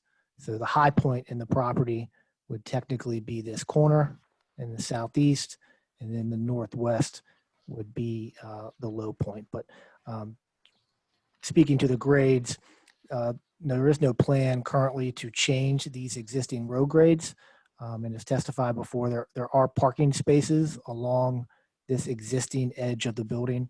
Certainly people now are accessing those parking spaces, or they were when the veterinarian clinic was in operation.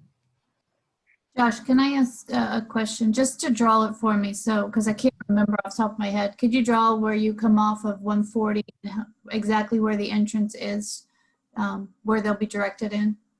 Sure. So if it was your car, you'd be turning in, coming through the property, heading southbound, making a left turn here. This is a one-way movement. And then you enter the rear of the building, and these are those 4 doors that access into the service garage. And then the exiting movement, just to go over that real quick, you would enter out. This is a one-way, approach Gorsuch Road, and then wait for your turn to exit with the stoplight or to cross through traffic to head northbound on Gorsuch. And then just because it's a little bit clear on the screen here, we talked a little bit about stacking. So you've got these 4 opportunities directly behind the bay doors. You could have additional vehicles stacked behind those. And someone did ask a question of how many vehicles you could potentially get in there. And based on our estimation, really, we would not want to block the access to the existing residential building. But if we had cars stacked in this area, we could probably get about 10 vehicles. For those that chose not to wait, those 15 to 30 minutes, if there's 2 cars, those vehicles would exit to the right of the building, 17-foot wide drive aisle, turning around and then making their way out to the north. Does that answer the question? It does. So where you have, that's where, that's actually on the property that the drive-through to go around the property. That's not out on Gorsuch Road. I think that was my kind of big concern, is when you have some space in there after you turn off of Gorsuch Road. Oh yeah, certainly. After you turn Yes. off of Gorsuch, Yeah. there's several cars that would be coming in line before you Gotcha. even get into the stacking position. Okay, thank you. Sure. And did you find any challenge with this design as a result of the grades that are in place? Honestly, not really. As you can see in this area, there is a lot of topography. There have been a lot of other engineers in this area that have solved the problems on those commercial properties, including this existing veterinarian clinic. So for us, it doesn't appear to be a challenge. Okay. You mentioned parking, and I'd like for you to describe the parking plan. And I guess there's a unique feature to that we've discussed in the staff report. Sure. So I just want to point out quickly, here's our parking tabulation for the service station. 1 space required per employee, which generates a 5, as well as 2 per bay, which is an additional 4 per bay. So we have a total required of 13. We are providing 7 on the west side of the building, as well as 2 here. And then finally, we're proposing to have 4 actual parking spaces in the building, in the bays, because cars would be parked there as well, as they are they serviced. And is the unique nature of this is that the suggestion is there would be a parking credit for 4 spaces for the bays. Correct. And at this point, the zoning administrator has viewed that somewhat favorably, although that would require the filing of an administrative adjustment application. Correct. And I believe the staff report did speak to that. And the signage would be as on the building elevations that we saw before. Could you show us where well, you may want to bring up the landscaping and Sure. monument plan. This would be a separate drawing that has not been filed yet with the city. So we would identify this as Exhibit 9. And again, this would be an item we would have to email to you shortly. Is this petitioner's Exhibit 8 or 9? I believe it's 9. That is, I have Mr. Sharon's CV is 8. Okay. So petitioner's Exhibit number 9, the staff report did speak to some questions regarding landscape and signage. Looking at the architectural elevations, we did show the signage that would be on this tower. This little X here is to indicate the tower of the building. And we are and would like to propose a sign here on our property that is against Baltimore Boulevard, but of course outside the right-of-way that Mr. Kazazian spoke to as the monument sign. And your recommendations for those signages meet the current city code? We have not done an in-depth analysis, but I can tell you based on experience that the Valvoline sign, it's a monument sign. It's usually about 7 feet tall. It's made of the same materials as the building. It typically has no problems falling in any jurisdiction's sign code, but it would be modified to. How about the monument? Speaking, sorry. Yep, sure. Speaking to the monument, it would be designed and permitted to be within conformance of, you know, within the maximum allowable signage per the code. Okay. And also, while we're on this plan, direct your attention to the retaining wall at the rear of the property. We discussed that with Mr. Kazazian a little bit. Tevis representatives have questioned they just want to make sure that that's going to be preserve the integrity along the lot line. What's the process of getting approval for that? As part of the site plan approval, this wall would be proposed, construction documents and permitting would be required. Our proposal right now, given the location of the existing building, that this would be a concrete wall. We will probably try to match some of the architectural features. Because of the wall and the change in grade, there's a guard required, a safety fence, if you will. We'll use that opportunity to also have this fence shown here. I'll just zoom in here, this X line here behind the wall.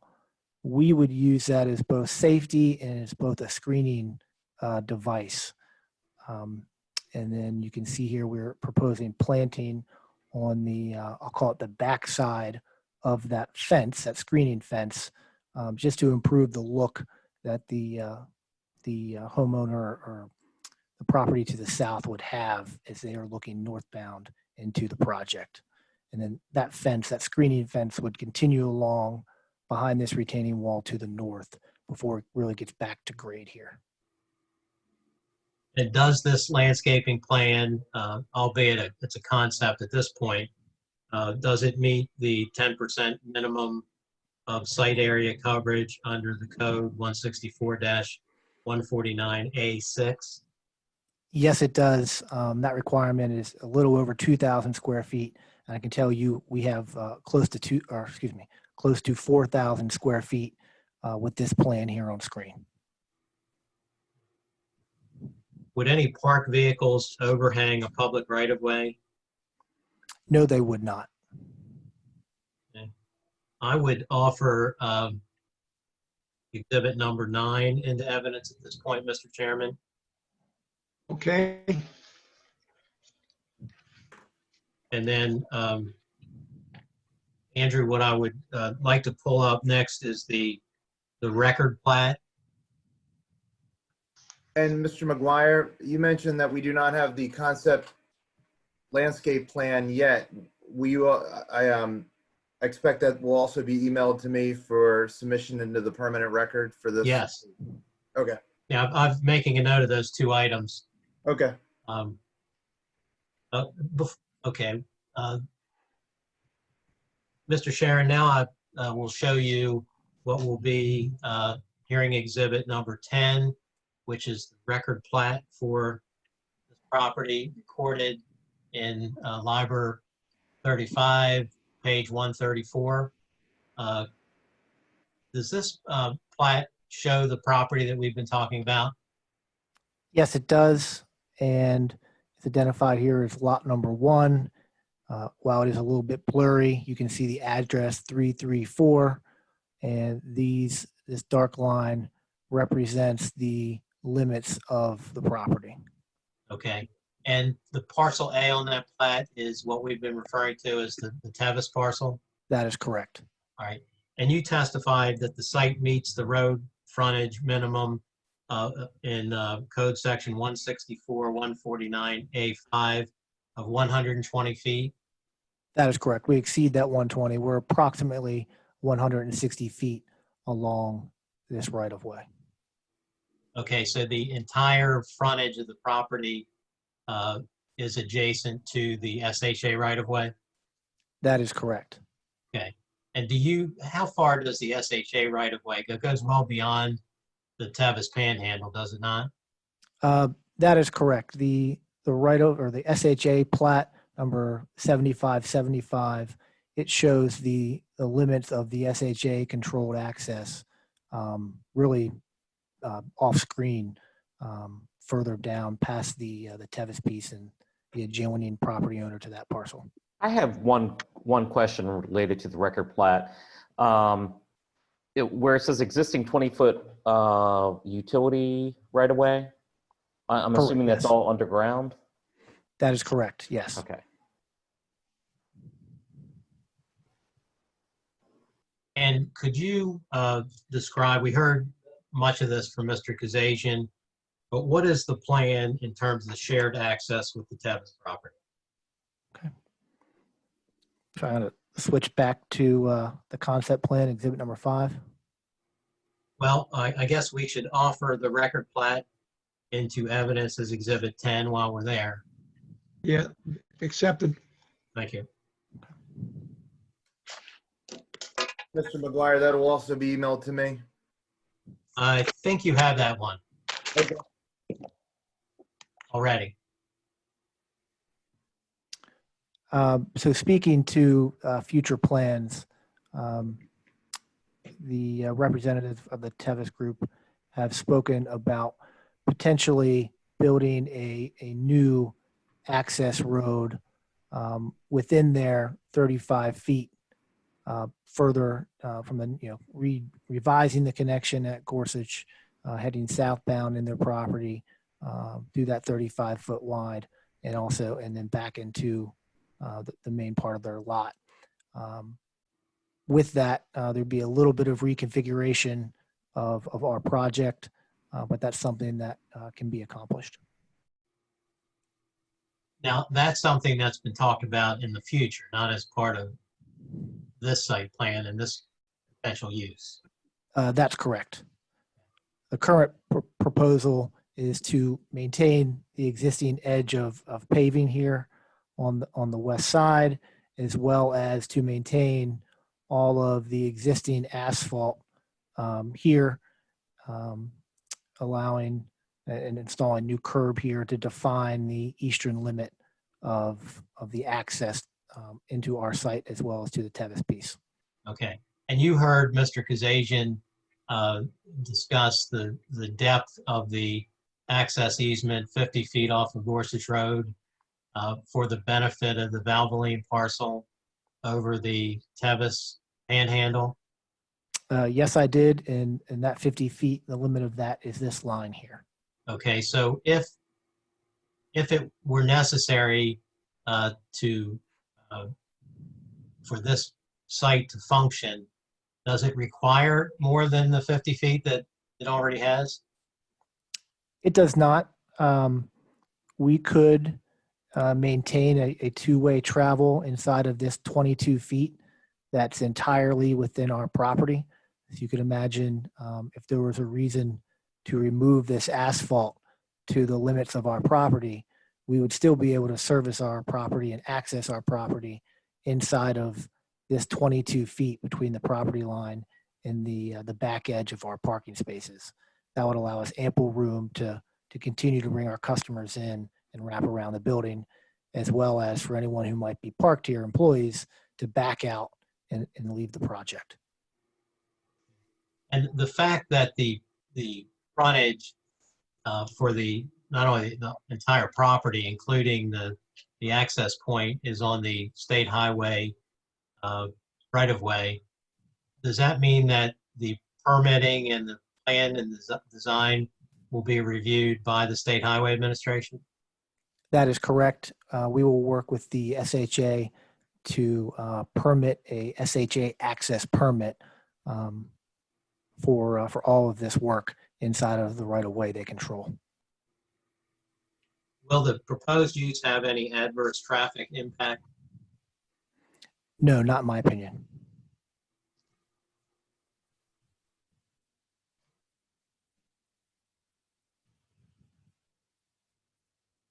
The staff report at one point talks about providing turning radii. Sure. Is that an issue here?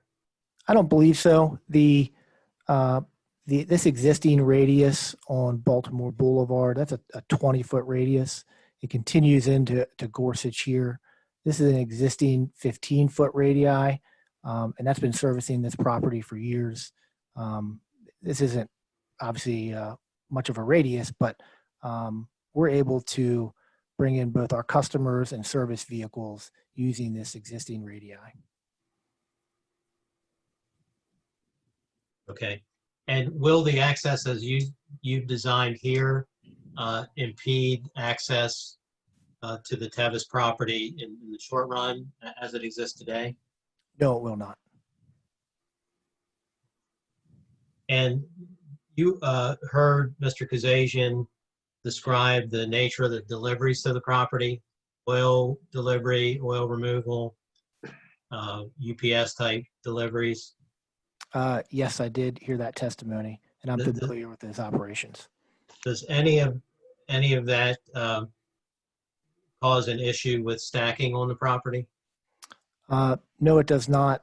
There's plenty of room for multiple vehicles to operate around the building, as well as to leave. There's additional parking spaces, and the vehicles that do serve the building are not large. They're not tractor trailers. They are not gasoline trucks. I think you heard Mr. Kazazian speak to about the size of a septic pump truck. And one question related to that, where would that truck, when they're delivering, where would they be parked or where would they be at doing that? They would be parked in the first or second space as you come into the property, because the delivery access is on that side of the tower there. Okay, so they will not be going around the whole building or anything like that in essence. Okay. Correct. Can I ask a question? Because you were talking about the radii, I don't know whether your traffic expert is going to cover this. What are the traffic control devices for this intersection between Gorsuch, your entrance, and Maryland Route 140? I don't know if we want to have Mark speak to that, but I could just briefly, this is a signalized intersection, Mr. Blitz. This is the stop bar, and we will have a new stop sign and a stop bar installed, I would say at a minimum, in order to gain a SHA access permit.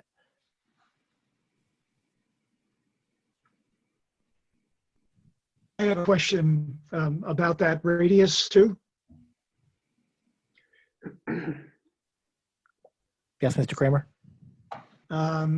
You said that wasn't much of a radius, but in the staff report, they're expressing, as you alluded to, concern for the radius information.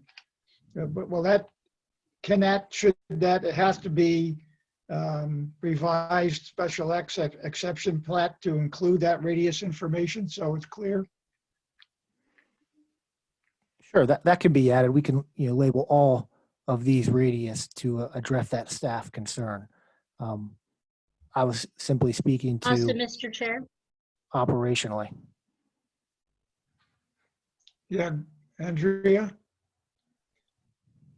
I just wanted to clarify also, when we were talking about providing the radius information, we were talking about in relation to all the other meets and bounds along the property are done in square feet or so, but when you look at the one about 140, it did look like it had radius information. And typically when we do receive that from an applicant regarding the frontage onto a property, we do have a chart that goes along with it to explain what that information is referring to. Okay, so that is also one of the things that we were talking about. Sure. So that curve data table, I believe you call that, Mr. Gerard. We do have the length of the curve and the radius of the curve here, but we can provide you with the chord bearing, the delta, and those items related to that, to those radii. That's not a problem. I think pertinent to the zoning requirement, you did testify that the frontage was 158 feet, which far exceeds the 120-foot minimum. Yeah, that is correct.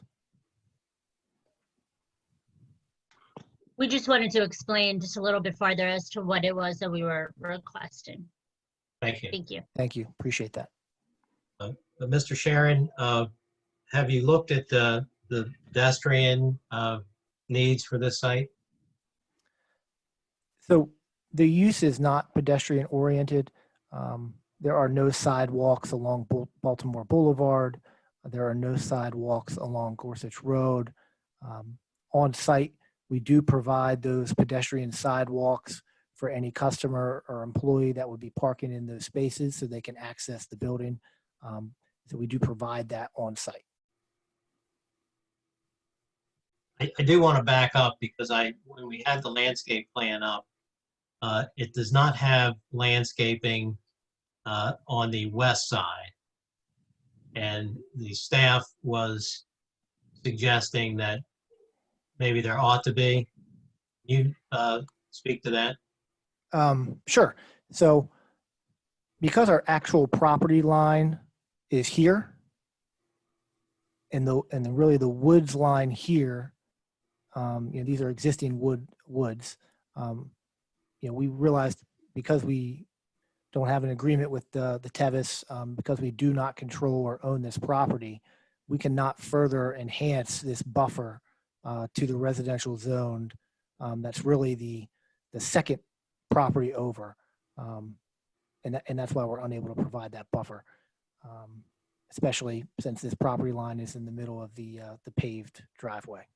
Do you have the photographs of the tree line in that location? I do. If you give me 1 second, I can bring that up, I think.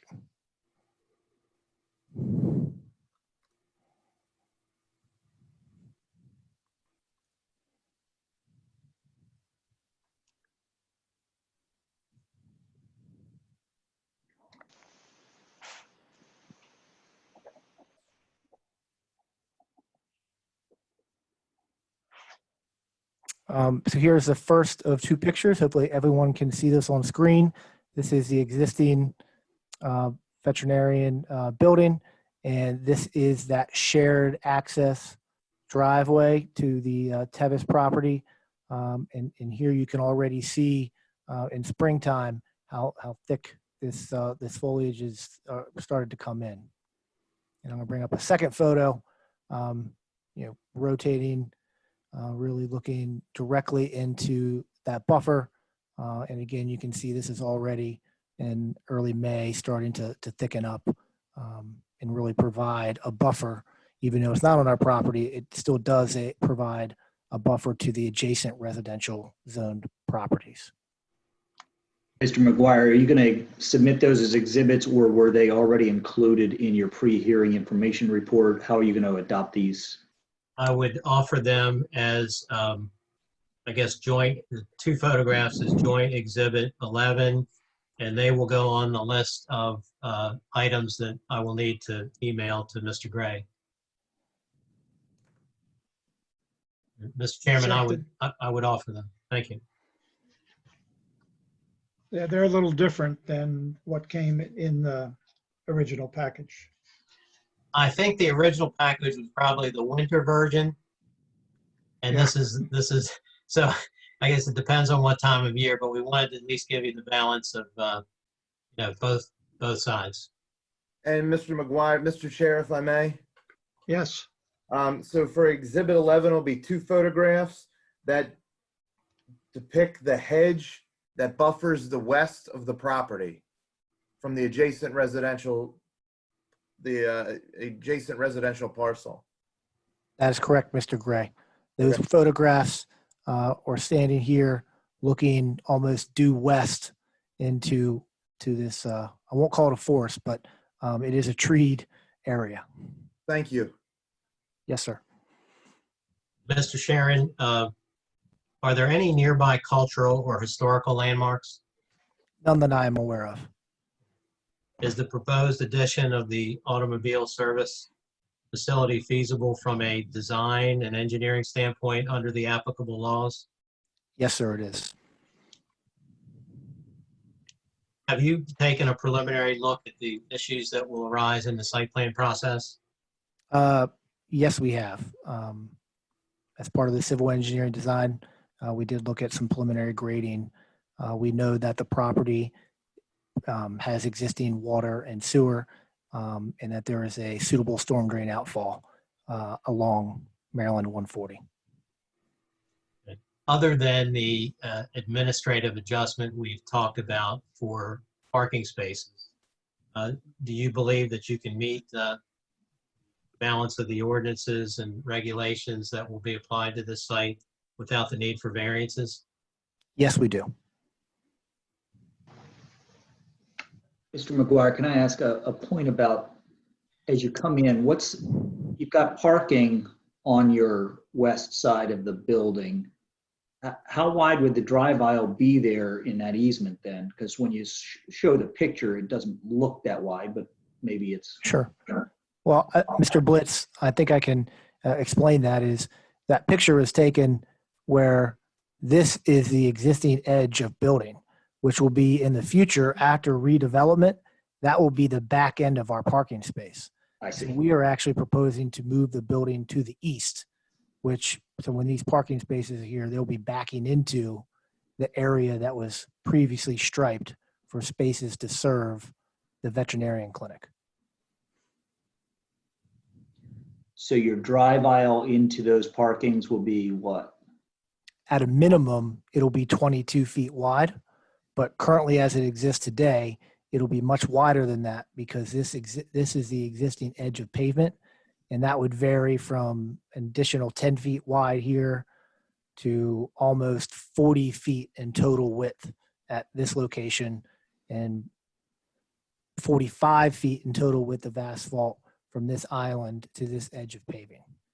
And Now that's assuming that you come to agreement with the Tevis property on the portion that's beyond the 50 feet. Certainly. So, Mr. Hoff, if the Tevis property, for whatever reason, chose not to allow additional sharing of this asphalt area, we would still have a 22-foot wide drive aisle, which is adequate for both two-way direction on our property. that's what I was going to ask. The standard for the drive aisle is 22 or Correct. not 24? Or a two-lane? Two directions? It's 22 in this location. He was asking what was standard. Yeah, what's the requirement? Oh, I believe it is 22 feet exactly for when you have perpendicular parking. Mr. Chair, if I may, Yes, per the Andrew? city zoning ordinance, when you have two sides of the drive aisle with parking I'm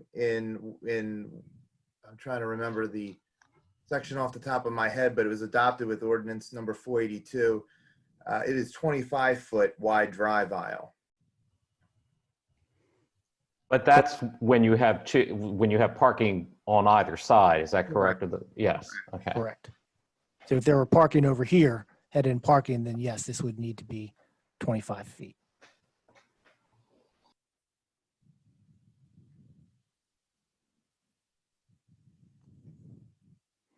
Okay, if there are no other questions on that point, Mr. Sharon, are there any limitations pertaining to this facility that relate to firefighting equipment or means of access for fire, police, or other emergency services? No, there are not, and I know that there is a fire station within 1 mile to the northwest.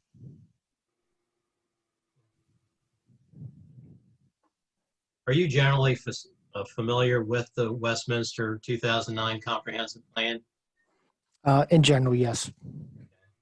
And do you find that this proposed use is consistent with the comprehensive plan? I do.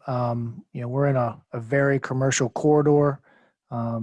As testified earlier by Mr. Kazazian, there's a McDonald's across the street. There is a Valvoline here on this corner. Our immediately adjacent to the east property owner is the Boston Inn. So we fit in quite nicely with this commercial zone in our surrounding neighbors. Are you aware of any adverse impacts the proposed use would have on adjoining properties or the neighborhood? I am not aware, no. Will the proposed use adversely affect the peaceful enjoyment of people in their homes? It will not. Is the proposed use consistent with the orderly growth of the community? I would say it is. This is a redevelopment of an existing commercial building, and that's a pretty standard item for all smart growth. Is there any reason why this use might contribute towards the deterioration of the area or neighborhood? No, and I would submit that the existing building's half a century old. This would be an upgrade from an architectural and a visual standpoint as well. All right, now you heard Mr. Kazajian testify concerning odors, dust, gas, smoke, fumes, vibrations, glare, or noise upon the surrounding properties. Yes, I did, and I agree with him that there would be no impacts I'm a customer of Valvoline myself, as is my wife. So I'm intimately familiar with the operation as well. And from a design standpoint, his testimony that there would be no glass or glare or light directed at the traveling traffic along the public roads. Is that feasible from a design standpoint? Absolutely. Part of our site plan would be to design the lights around the building so that there's no light trespass whatsoever from our property. Does the site present any extraordinary challenges concerning construction or maintenance? It does not. Is this location subject to any adverse conditions or risks not present in other locations in the district? No, I do not believe so. You know of any reason why the establishment of this use at this location would have any adverse effects above and beyond those inherently associated with such use, regardless of the location in the B business district? I'm not aware of any such. Again, Mr. Chairman, I think all 11 exhibits have been admitted into evidence. So that would be all I have from this witness. Okay, I just probably have a question that I think probably would have been most appropriate for Mr. Kazazian. But on your last couple of questions to Mr. Sharon, when we're talking about stacking vehicles behind those entrance doors and the possibility, if you had quite a few, maybe as many, I think 16 was mentioned, would be common practice in these facilities to have people turn off their engine to wait their time. At least with that residential property where it is, I think that would be being a good neighbor. Yes, we do that at some locations by practice. Okay, good. Thank you.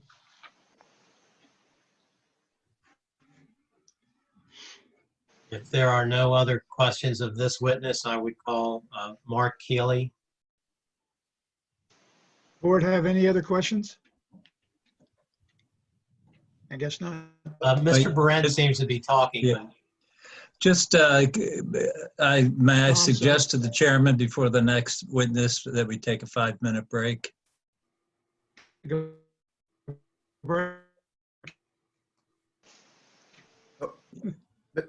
Mr. Chair, can you repeat that? You faded out.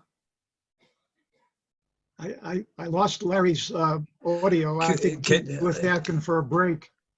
Just a 5-minute break since everybody's close to home. Good idea. Let's put it this way. I'm going to take a 5-minute break. You folks can do what you want. Mr. Gray, would you like me to return the screen to you? Yes, please. Let's take a 5-minute break. Thank you. Thank you.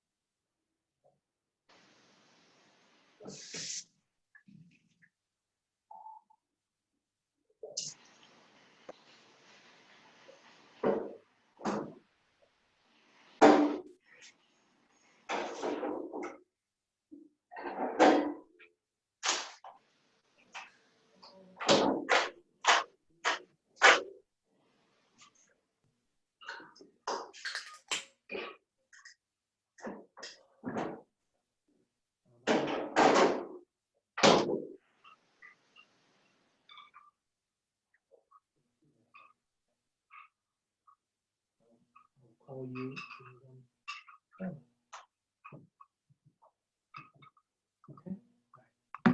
Love you.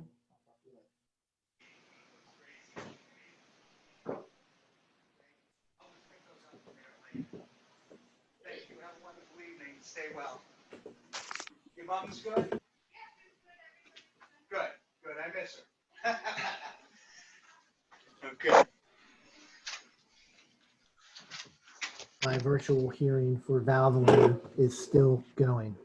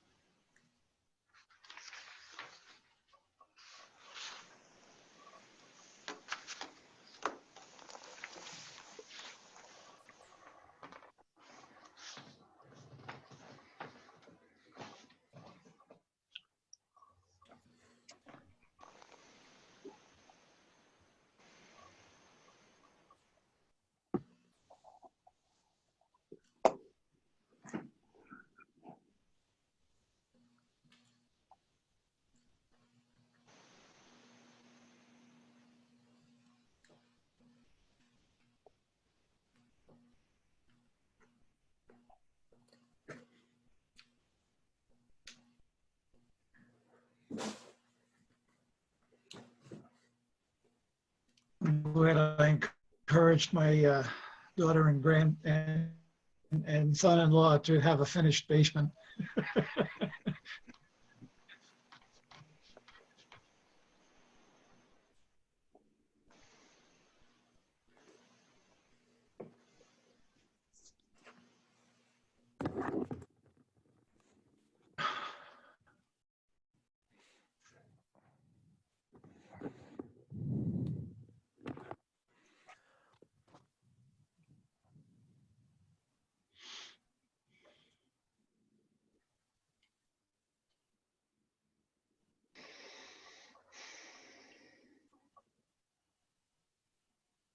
Thank you, Mr. Chairman.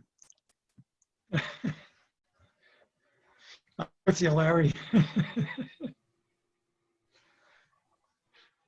I wasn't far away from making the same recommendation, probably.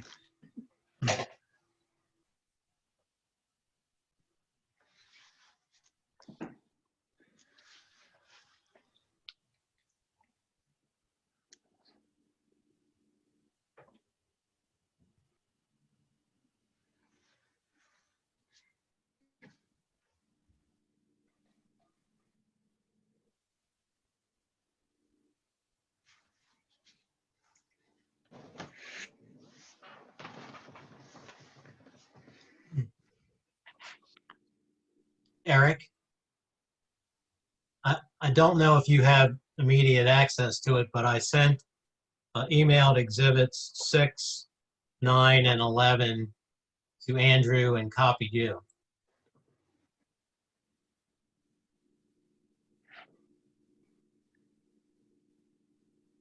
Can you hear me?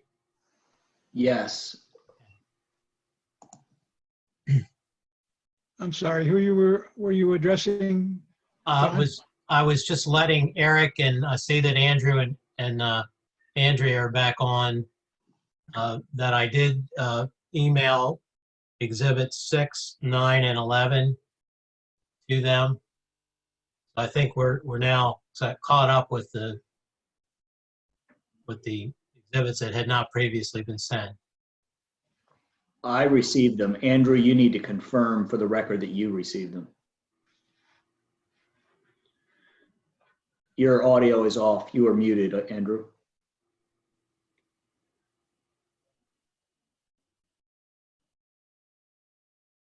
I apologize. It's so easy to forget to unmute yourself. I received Exhibit 11, which is 2 photographs for the hedge buffering the west side of the property by the adjacent residential parcel. I received Exhibit number 9, which is the concept landscape plan, which is 1 page. And then I received the driveway easement, which is Exhibit 6, Book 1816, page 121, Declaration of Easement, and that is the 8 pages. Thank you, Mr. McGuire. Thank you, Mr. McGuire. And Andrew, I think we want to put up the CV for Mark Keeley. Yes, I have that as, sorry, I was gonna say I have the CV for Josh, that was Exhibit 8, but Exhibit 12, you're proposing to have Exhibit 12 as the CV for Josh? No, for Mark Keeley, who is the next witness. Oh, sorry, Mark. And just for the record, Mark's still identified in the visual as Mary. Right.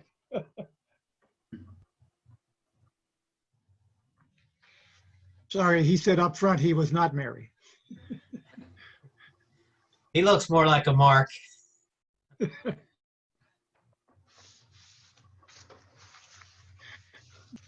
And So while Andrew's putting that up, Mark, if you could state your full name and address for the record. Sure. My name is Mark Keeley, project manager with Traffic Concepts.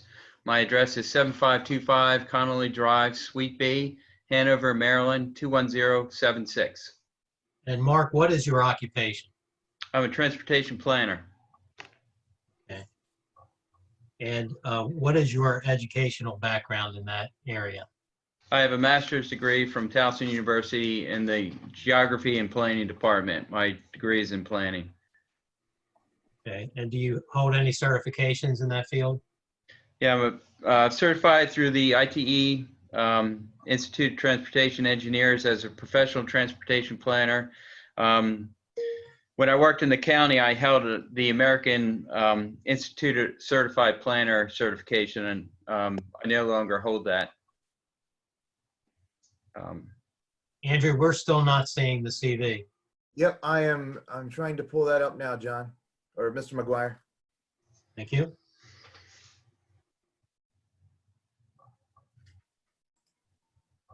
Mr. Keeley, could you describe for the board what your experience is on these types of projects? Sure, I have 27 years of experience in transportation planning. I've got 9 years. I worked for Harford County Department of Planning and Zoning, reviewing, writing traffic impact studies. 3 years in Queen Anne's County, heading up their transportation department, reviewing traffic impact studies and all things related to transportation. And I've been with Traffic Concepts as a project manager since 2005. Have you qualified as an expert before courts or boards in traffic engineering issues? Yes, in Baltimore County, Howard County, Carroll County, Queen Anne's County, town of Denton, town of Bel Air, and other places as well. Mr. Chairman, I would offer Mr. Keeley as an expert in traffic engineering and consulting. Accepted. Okay, and then at this point, I would offer his CV, which is on the screen, into the record. Accepted. All right. Mr. Keeley, are you acquainted with the subject proposal? I am.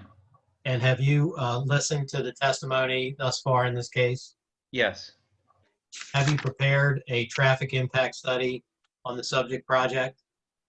I prepared a traffic brief on the subject project. Okay. And Mr. Gray, could you put the traffic report, which is in letter form, up for us? Yes, I will.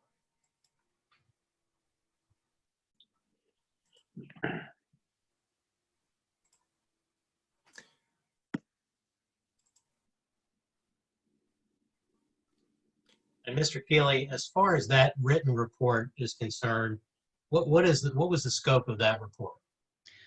The scope of the report was to determine the weekday peak hour traffic generated by the proposed Valvoline site and compare those peak hour trips to the previous veterinary site. We also collected data from an existing Valvoline to confirm the ITE trip generation results. And could you summarize the findings in your letter for the board? Sure. The peak hour trips are generated with the ITE trip generation, the 10th edition. It's the most recent edition. The land use code that we use to represent the Valvoline trips in the ITE manual is a quick lubrication vehicle shop, which is a specialized land use that represents very well the operations of the proposed Valvoline. And then we compared that to data that the ITE has collected across the country for veterinarian hospital clinics. The results were the peak hour AM trips generated by a quick lube vehicle shop with 4 bays is 12 AM trips and 19 PM trips.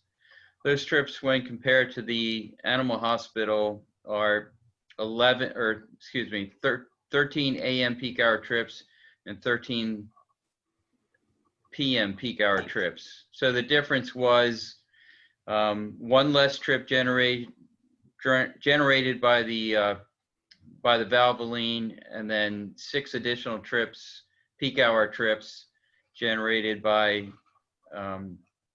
additional trips generated by the Valvoline in the PM peak hour. So they compare very well. We then looked at data, actual driveway data from a Valvoline shop that's located in Howard County. The data was broken out in weekday, not peak hours. So the data says that there's approximately 51 vehicles served a day at the Howard County shop. So a trip is one driveway trip in or out. So it's if you have 51 vehicles, that's 102 trips coming in and exiting the site. Roughly, the peak hour is anywhere from 10 to 15% of your daily trips. So the Valvoline shop would serve about 15 or 7 trips in a peak hour. So that's approximately 15 driveway trips. So the actual data that we collected matched very well to the ITE data. So we concluded that the proposed Valvoline shop would have a very similar peak hour trip generation as the veterinary clinic did. And did you find that volume of traffic generation from this site significant in relation to the intersection, the overall traffic volume? No, it's Gorsuch Road carries a low volume. This site generates a low AM PM peak hour volume. So I don't believe it would have a significant impact on the operation of the intersection.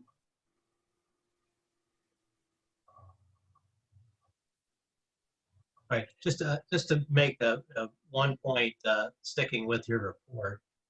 Do I understand that the ITE category for an oil change use such as this is actually different than the IT category for service stations that sell gasoline, for instance? Yes, there's a distinction between each. The ITE land use is 941 for a quick lubrication vehicle shop, and the ITE description is a quick lubes vehicle shop is a business where the primary activity is to perform oil change services for vehicles. And then it goes on to say other ancillary services maybe include preventative maintenance, such as changing other fluids or filter changes. A gasoline service station, the primary business is the fueling of motor vehicles, which is not the case here with Valvoline. There's also another use. A Wawa or a Rural Farms would be a super convenience store. So their primary function also is to fuel vehicles, but also they sell food items. And in some cases, you can actually eat in their building. So there's a major distinction between the Valvoline described as a service station and a gasoline service station. Okay, thank you. Now, how will this site plan be reviewed in terms of its traffic impact and access? Well, it will be reviewed by both the city and the State Highway Administration. As was stated by Mr. Sharon, state right-of-way runs along Gorsuch Road past our exit. So we would have to get a state highway permit. So the developer's engineer would submit a package to SHA's regional engineer. The regional engineer takes the information, logs it in so it can be tracked, and then sends it out to other reviewing agencies within SHA, such as hydraulics, travel forecasting, planning. And these state highway agencies would then review the materials that my office sent SHA. SHA will comment. They'll return the comments to us. So it'll be a comment or approval. If it's comments, then we address the comments, send it back to the state, and then they either reject or accept our revisions, and then we would submit a complete permit package to SHA for approval. Okay. Have you researched the levels of service at this intersection? Yes, we just came across some new data that was very recently published by SHA. So it was a traffic count that was conducted by State Highway on March 3rd, and that was a Wednesday. So that was when school was in session. School, because of COVID-19, I believe it was March 15 when school stopped. So the counts that's published on the SHA webpage included normal traffic operations and school trips. The level of service that the state identified was adequate. It was a C during the AM, and it was a D, which is adequate during the PM. The volumes along Gorsuch Road in the northbound direction are fairly low for peak hours. It's 67 AM peak hour trips and 117 evening peak hour trips. I also note the westbound Maryland 140 traffic. They have their own exclusive left turn lane. onto Gorsuch Road. And they are 35 a.m. peak hour trips and 28 evening peak hour trips. So the volumes turning onto Gorsuch Road are fairly light. I'd also like to say it's a signalized intersection. Everybody's been through it. The timing is split phased, and that means that the side streets get their own green time. So Gorsuch Road has a green light, and all of that traffic flows out. So the side streets don't run concurrently, in other words. So there's no opposing movements. So the side streets clear out. The left turns from 140 have exclusive green arrows. So that movement goes in each direction, westbound and eastbound on 140, and then the through movements run. So the total signal cycles is fairly short. We'll test that, but it looks like it's 120 to 150 seconds. So it looks like it does a fairly well, a good job of moving traffic through the intersection, as evidenced by the level of service identified by the state highway. Also, there's no signs out there restricting any movements, which tells me, based on our field visits, that there's not operational problems existing now at the intersection. You say in your report that the traffic This question here, generation, just to be clear, but I seem to recall that right on red is also allowed at that intersection, which would help also clear coming off of Gorsuch Road. Is that correct? Yeah, that's correct. I looked at that. You have excellent sight lines because you're looking downhill. There's the downstream signal when that's red. There's a pretty good gap in traffic, and there's excellent sight lines. So there's no reason to restrict right turns.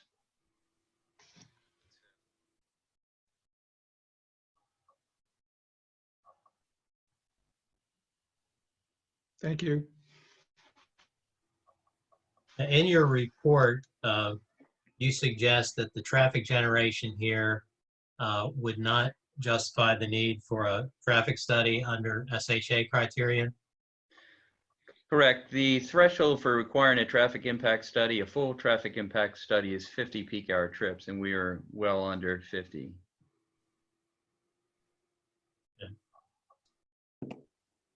You mentioned sight distance at that right-hand turn position. How about sight distance at the entrance to the subject facility? So if you're stopped, if you're leaving the subject site, looking down Gorsuch Road, you can see several hundred feet. It's clear sight lines, and it's a slope downhill. There's no sight issues with regard to this site. Under section 164, 149B5, the board is to look at safe and efficient movement of traffic on and off the site. Can you comment on that? The site's going to operate similar to the previous daycare. However, we believe we can improve the site access. We can do that through signage, moving the stop bar. There's several different things we can do. And as I said, because this is within the state highway right-of-way, we're going to have to get an access permit. And there's going to be discussions with my office, state highway, and the city concerning the site access. Just clarifying for the record, you said daycare. I assume you meant the vet. I'm sorry, the veterinarian clinic. And what impact does the signalization have on the specific access to this site? Well, it's a benefit to have signal. The traffic signal, as I said, and it controls the movements. There's split phase timing for the Gorsuch Road side streets. There's exclusive left turn phases along 140 The traffic signal appears to, through my observations, do an excellent job of metering traffic and moving traffic through the intersection. Again, the state highway identified adequate levels of service with the very recent count that was done. Yeah. Focusing on the Valvoline site, what is the nature of the release of traffic back out onto Gorsuch Road? So as we heard by previous testimony, the vehicles enter the Valvoline property. They're staged behind the building. They enter the building. Service is conducted. I think the average is 10 to 15 minutes, and then vehicles are essentially they're metered by staff. So they're released one vehicle at a time. So there's not going to be, in my opinion, going to be stacked vehicles waiting to get out on Gorsuch Road. It's an unusual land use in that traffic is metered by the service. Okay. Under code section 164-149B6, is the driveway able to be perpendicular to the curb or street line? Now, the existing driveway is on a curve.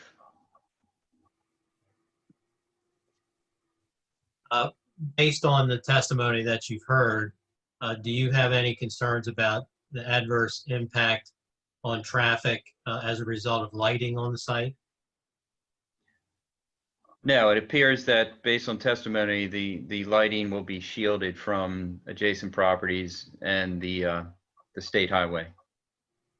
And you've also heard testimony about pedestrian traffic. Are there any concerns from a technical standpoint? No, this use is a automobile centered business only.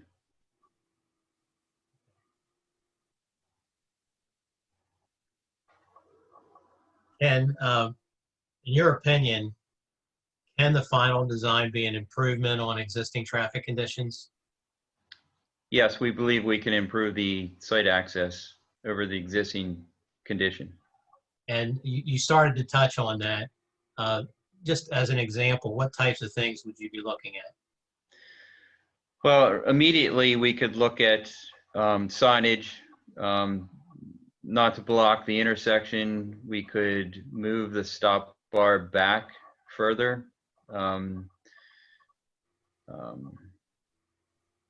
We could look at signal timing. There's a number of things that we could do, all in accordance with state highway standards and approvals. Based on, I guess at this point, I would offer Mr. Keeley's traffic report into the record as exhibit number 13. Accepted. Thank you. Mr. Keeley, based on your study, you have an opinion as to whether the proposed use will have any adverse effect on traffic conditions in this vicinity? I do not believe it will. Will it create a traffic hazard? No, Will it create a traffic nuisance? no. Are there I have any? I have a question. Has Mr. Keeley been a party to the discussions along with Mr. Sharon and any others together with the Tevis property folks concerning this whole arrangement of ingress and egress? He has not been a direct party to those discussions, but he is aware of them. Okay. I mean, I don't mind offering, Mr. Chairman, that there even been some rough sketches as to what this might look like in the future. But it needs to play out over the process of the site plan to get more detail. But Mr. Keeley is aware that there have been those discussions. No, I understand. That's fine. Mr. Keeley, are there any conditions at this location that would impact your opinion because the subject property location relates to similar type of uses? Do the other similar uses impact this site? I'm not aware of any unusual issues concerning traffic at this site related to any other site. How about to its location to other buildings or proposed buildings on or near the site? In terms of traffic generation, there's no other buildings that, in my opinion, propose a hazard or complications to flows of traffic here. Does the necessity of certain turning movements in relation to its access change your opinion? No.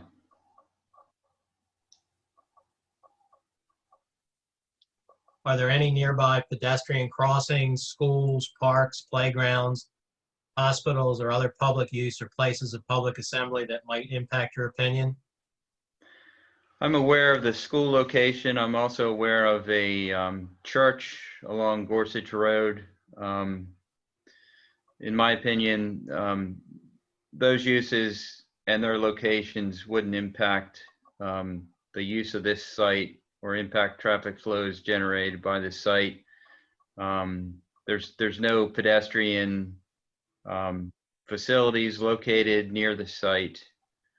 So in my opinion, no.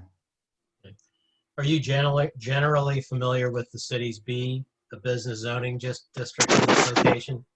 Yeah. Yes. Okay. Is there anything inherent in this particular location that would make any adverse effect on traffic conditions at this location above and beyond such effect in other locations in the B business district? No. That's all I have of this witness, Mr. Kramer. Board members have any questions? I guess not. Move on there. I would call Edward Steer and ask Mr. Gray to put Mr. Steer's CV on the screen. All right, and Mr. Chair, if I may, before Mr. Steer starts, just for the record, I have Exhibit 12. Go ahead. I have Exhibit 12, the CV for Mark Keeley, which is 3 pages, and Exhibit 13, which is the traffic report, and that is 15 pages.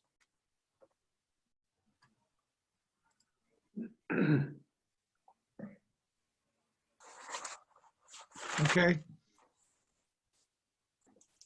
Okay, while we wait for the CV to come up on the screen, Mr. Steer, could you state your full name and address for the record, please?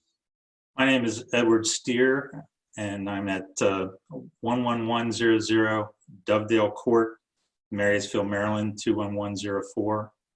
I'm a Managing Director of Valbridge Property Advisors, Baltimore, Washington Metro.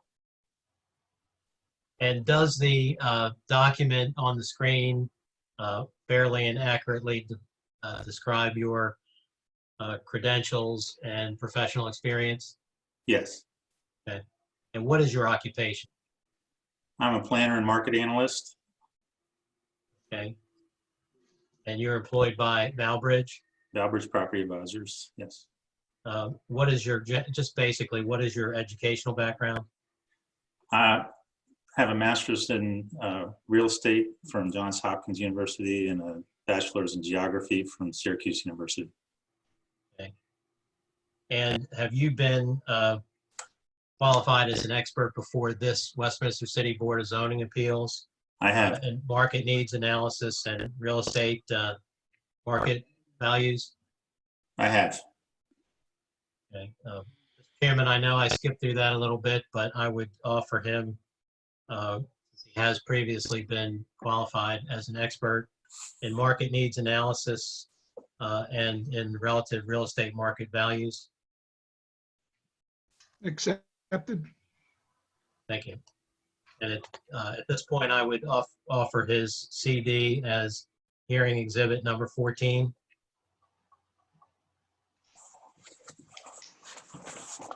Also accepted. Mr. Steer, have you been present for the prior testimony and evidence in this case tonight? Yes, I have. Okay. And in light of the nature and scope of the use that has been described, have you evaluated the market for services relating to the proposed Valvoline facility? I have done that, yes. Okay. And have you prepared a report? I did. Okay. Mr. Gray, I would ask that you put the Valbridge report authored by Mr. Steer on the screen. And we'll refer to that as exhibit number 15.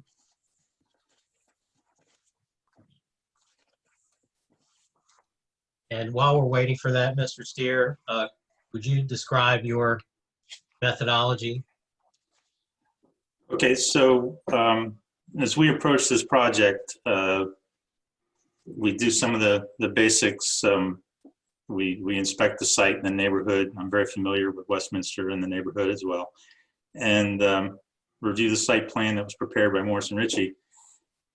And then I define the surrounding area, what we call the neighborhood. And then we talk about what would be a trade area. We help to define a trade area later. So we look at census data and other economic data from for the area. And then we inspect the comparable facilities that we find. And then based on the demographic data that we capture, as well as the supply data, I'll call it, from the comparable facilities, we determine that there is an unmet demand for this use in the area. So the structure of this report goes sort of in that order, where I talk about the site, which we've all talked about extensively to this point, so I won't repeat that. And then get into the needs analysis and the survey of the needs analysis being demand, and then talk about the survey of competitive supply. So what's important is to start out by talking, we talked a little bit about the property, and each of the prior witnesses has talked about what they know of the neighbors, and I can't overemphasize that enough, that this is a commercial strip that's about more than 3 miles long that goes through Westminster. It's not all within the city incorporated boundary of Westminster, but it's all commercial through there, except for a couple residential properties along Gorsuch Road here and Old Gorsuch Road on the opposite side of 140. So the character of the neighborhood as we know it is commercial, not residential. And I can't emphasize that enough. That's an important point. Moving on from that, we looked at the zoning, we looked at the neighboring uses, we did all the same things that they did at Morris and Ritchie without putting it on an engineering drawing. And we talk about what we call our trade area. So in this case, we're talking about central Carroll County. Westminster is the county seat. It's the main regional core between some communities in Pennsylvania and, say, Reisterstown. It attracts people here to the regional shopping opportunities. It attracts people to the university and to the county courts and things like that. So this area, this commercial area here, draws from a much greater space than the city of Westminster itself, as we all know. And so what I did is I defined that there were 14 census tracts that are mapped on page 16, if you want to run to that one, Andrew. And to point out that although there are other municipalities in Carroll County, Westminster is the core here. We did not include Manchester and Hampstead. We did not include Mount Airy and Tawnytown. They have their own commercial core, but generally speaking, even those communities migrate to Westminster for certain residential service or commercial services. So you haven't got page 16, I'll show it real quick. Once you get there, then you might want to, there you go.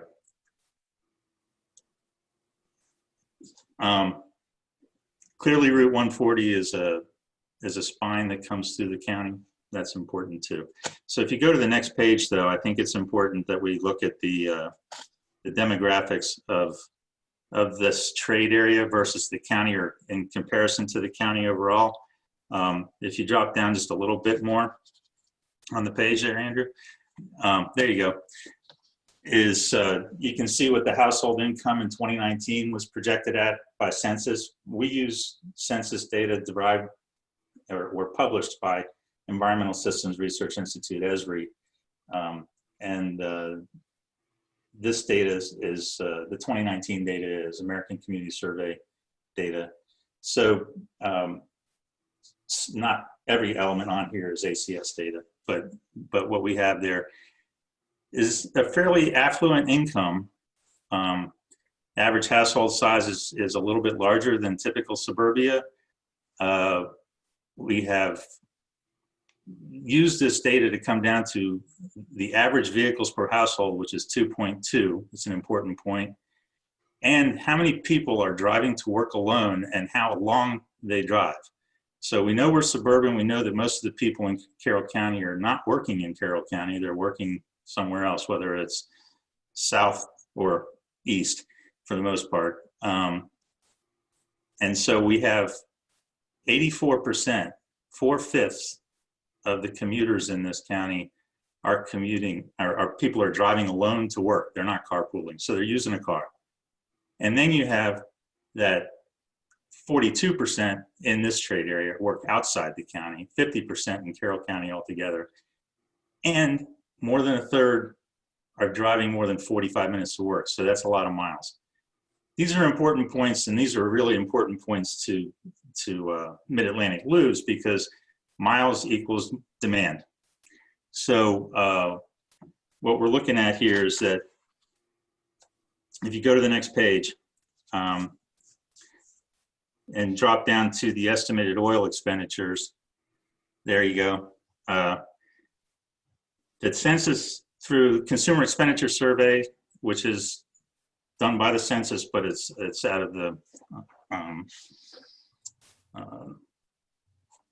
it's part of the Consumer Pricing Index. The average household, as you can see there, spent approximately $143 annually in our trade area for lubrication and oil changes. So they break it down that far. So we figured that out. It makes it easy for us. We have 25,398 households at $143. They're spending over $3.6 million a year in our trade area just on oil changes. So we further compute that down, as we see below there, that we have a growth rate through 2024 of about 73 households per year. And so we expect the oil change rate to remain stable. So this is only the households that are within our trade area. This doesn't even include the folks who traveled down here from another area, or let's say even if they came from the east side of the county, Hampstead and Manchester, where there are no facilities of this type available to them. So it also excludes commercial vehicles. We're not talking about commercial fleet, where most commercial heavier equipment commercial vehicles they maintain on their own sites, but we're just talking about households. So our numbers are going to be considered conservative because we're not talking about the commercial traffic that may also use this. As Mr. Kazazian said, they have fleet contracts as well, which are vehicles that aren't owned by households. They're vehicles owned by businesses that may be assigned to households. Fleet vehicles can be anything from cars to pickup trucks to whatever that go home with the operator. And so they have a Can I contract. ask you a question here? Sure. Yeah. Mr. Steele, You're breaking up. I'm sorry. I wanted to ask a quick question as to how it's determined, you know, what vehicles meet that commercial definition. I don't have a commercial number because commercial vehicles, as we know, when we're talking about how many vehicles a household has, that they report to census or they report, to census, the standard is how many do you own, not how many does your company own. So when we're talking about this data point that we have of 2.2 per household, it doesn't include commercial third-party vehicles.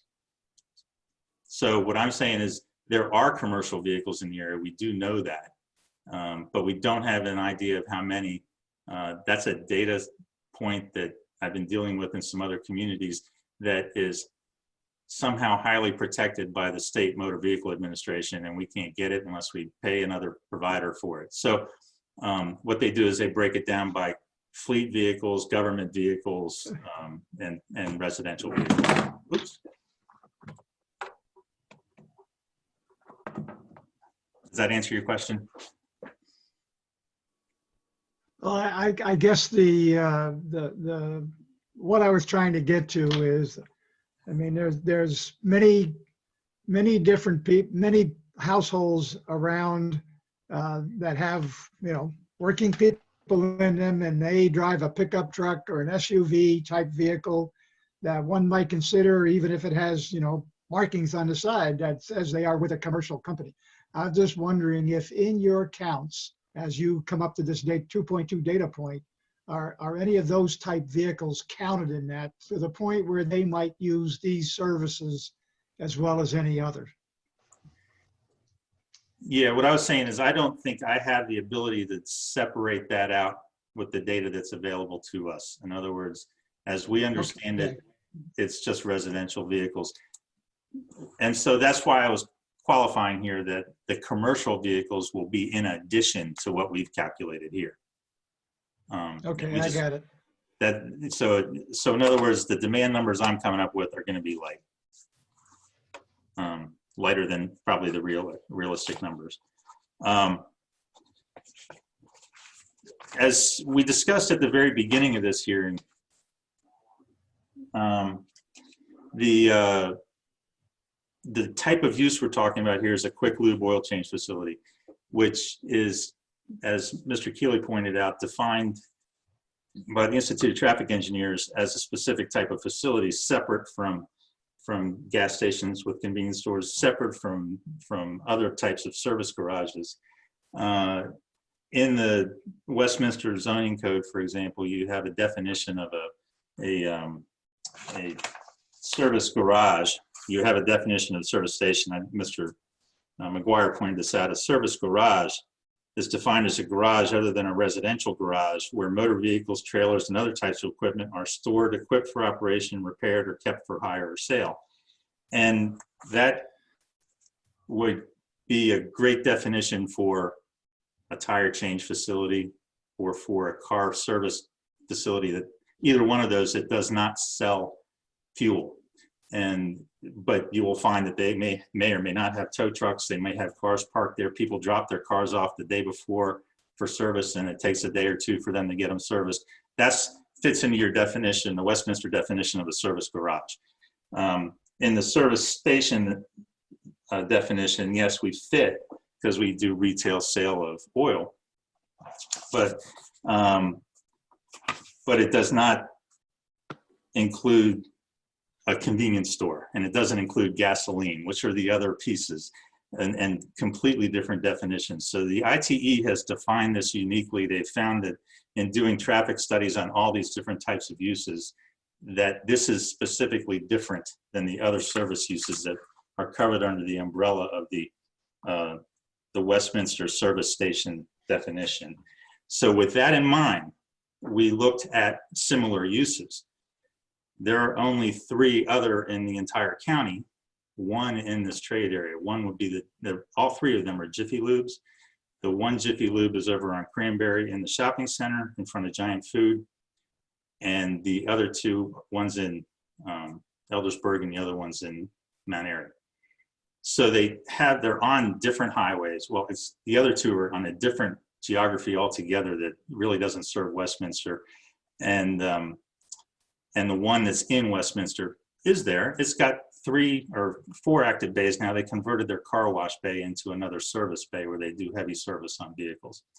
They're not fronting on a street. They're in a parking lot in a pad site, not visible to Route 140. Really not directly visible. They're not on the corner. So I just want to point, those are our comparable properties and comparable uses that we could come up with. And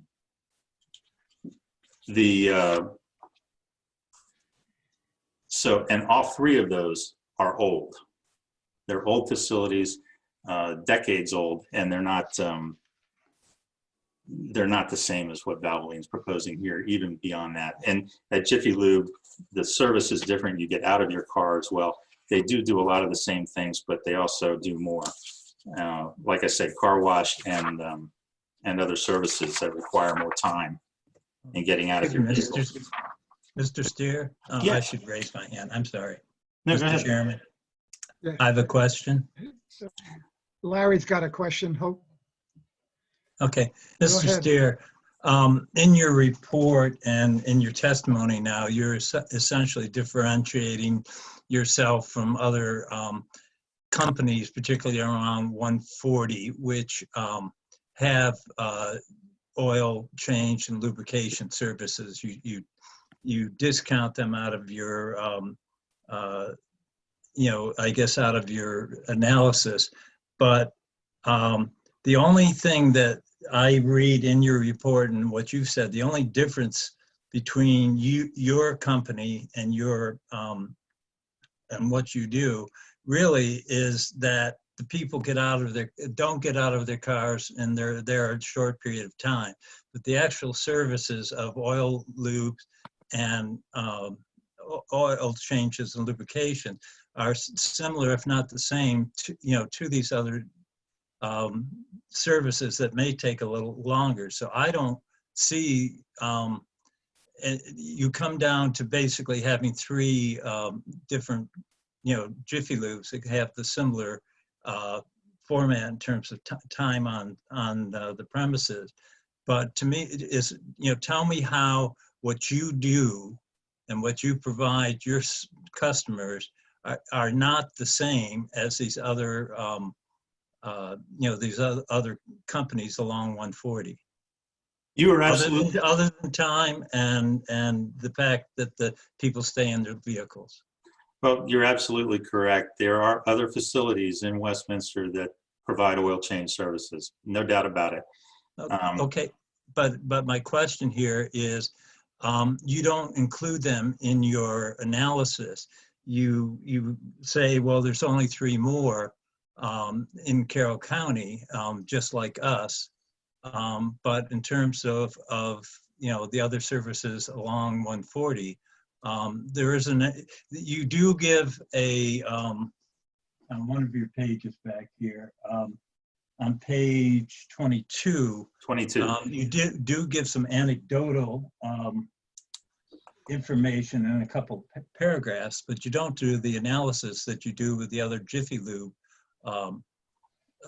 services. So it's hard for me, and you don't even include auto dealers, which also do the same type of service.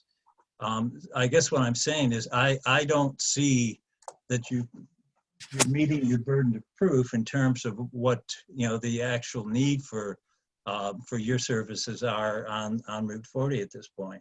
I mean, for example, if you want to ignore the fact that these other services or facilities serve or sell gas or maybe other products, but so what? I mean, in terms of them being, I mean, Mr. Sharon even testified today that they are competitors to you. He said that in his testimony. So why, in your analysis, do you avoid including them in your analysis, as competitors? I don't understand that. Okay, so I can explain this, and I think that Mr. Kazazian could also explain this as very well. This is a drive-by use. This is not going to the car dealership. And so as we recognize that there are plenty of people who do take their vehicles back to the car dealership or go to their favorite mechanic to have certain services done, the nature of this business is to be a secondary drive-by use. While you're doing something else on some other errand, you say, man, my light came on, I might as well stop here, just like you would stop for gasoline when your gas light comes on, if you have a car that does that.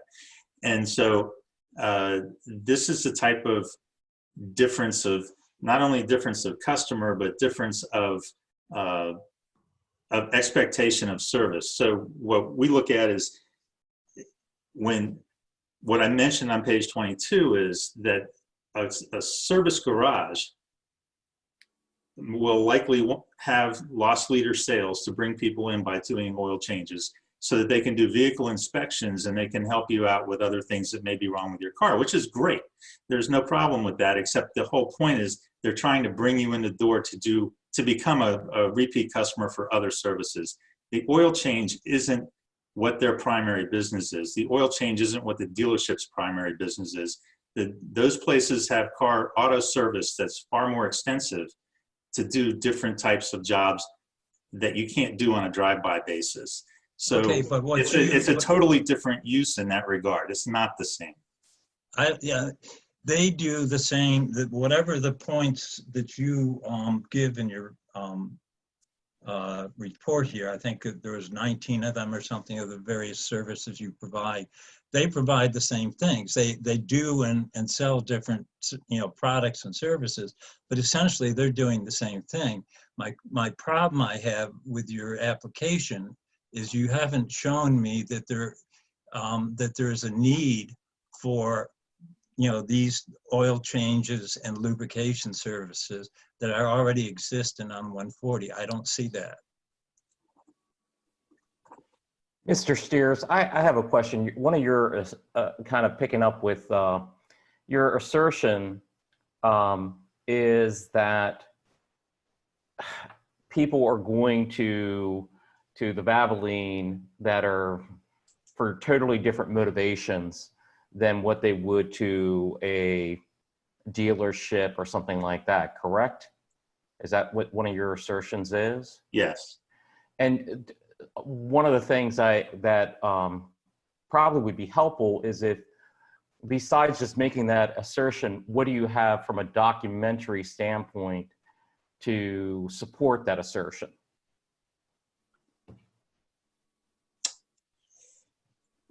Besides your own opinion, I guess. that's the question. So I don't have a statistic of numbers in front of me on that. What I can tell you is, and it's something that is probably derivable, but I'm losing my train of thought. The use doesn't, or the opportunity isn't prevalent enough in this community for this to be oversupplied at this point. I look at it a little differently. So turn it around and say, could 23,000 households all get their oil changed enough at one Jiffy Lube? No, they can't do. They can't take that capacity. Could they do it at all the different auto garage uses or service garage uses that are in the Westminster area? Not certain they could, because those garages are doing other work too. They have maybe one bay set aside for this, but they're trying to get other jobs. They're not making money on oil changes. They're making money on front end alignments and tires and engine repairs. They're not making money on oil changes. So they're not out there trying to suck up the oil change business, because it's not a profit center for a full service garage. So that makes it turn around to say that there just aren't many opportunities for a quick change oil in Carroll County. Let me ask you that, or I'm sorry, Daniel, I don't want to interrupt you. No. I just was asking for, where that assertion was coming from. Go on. Yeah, just to follow up, I mean, if on Route 40, for example, Wise Supermarket and Giant Supermarket both have gas stations. Now, should the city of Westminster ignore the fact those are gas stations and because, and of course the answer is no, there is a lot of analysis that has to go through the gas stations, but yet there are grocery stores. So why shouldn't the gas stations go under the same analysis? The same thing is with you, that you have service stations, but you change, you pretty much ignore the fact that those gas stations provide the same service as you do, except for the fact that you could do it without an appointment, and the customer stays in their vehicle. I'm trying to find out what the need is on Route 140 and in Westminster for your particular service. So along Route 140, there's very limited service. I'll tell you that. The gas stations aren't doing service. There's one or two. You're looking at car dealerships and you're looking at Caples, two Caples facilities. And so, I didn't measure those. I didn't go there and I didn't go there and derive how much business Caples does in lube, quick lube, because they don't do quick lube. They do oil changes. They don't do quick lube. Yes, when we look at gas stations, I'm going to tell you, I do look at Giant and Safeway and BJ's, and I look at them differently than I look at other gas stations that have convenience stores, because they don't have a convenience store. And convenience stores and grocery stores and warehouse stores are totally different.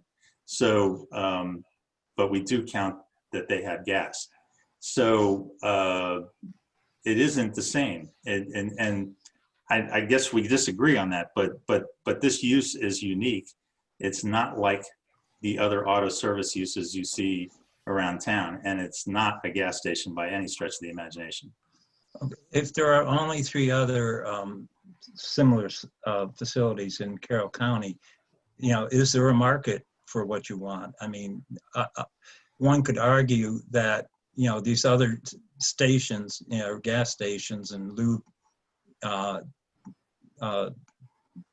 services, that they provide the services, the majority of people need, and therefore there's no need for your services because there's only 3 in the whole of Carroll County.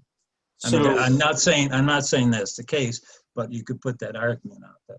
Right. So you do jump to where I didn't get in what I was talking about before, which is to page 27, if you could go there, Andrew, where we talk about the potential of what a quick lube oil facility can do.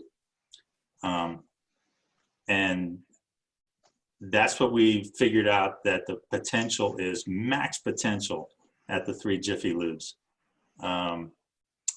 And that's unrealistic, but that's the maximum.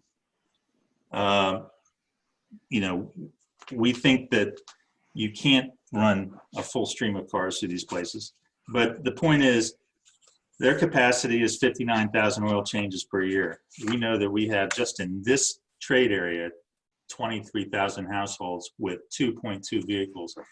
And so we have more than that just in this trade area, and this is serving the whole county. So to answer your question as to whether Jiffy Lube or any other quick change oil place is able to accommodate the demand in the county, I'm going to say that they don't even come close. And that's what I say in my report. They don't even come close.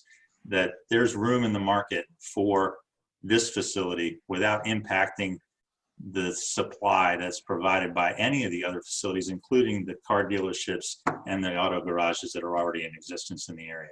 There's plenty of demand. Well,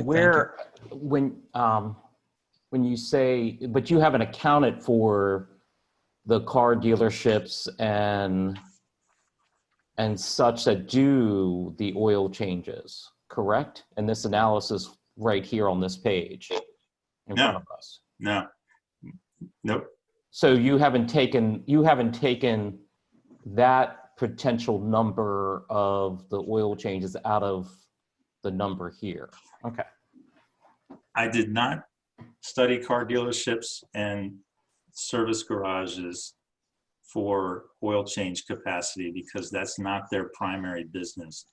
I don't, and they're not going to tell me to begin with. Just like every gas station owner won't tell you how many gallons of fuel they pump, they're not going to tell me how many oil changes they do at Glen Stoller. It's not, they don't want to publicize that data. It's proprietary, and I run into that problem all the time in my trade, especially with auto vehicle stuff. And so, my point is that they're not running a quick lube facility. They can't run it.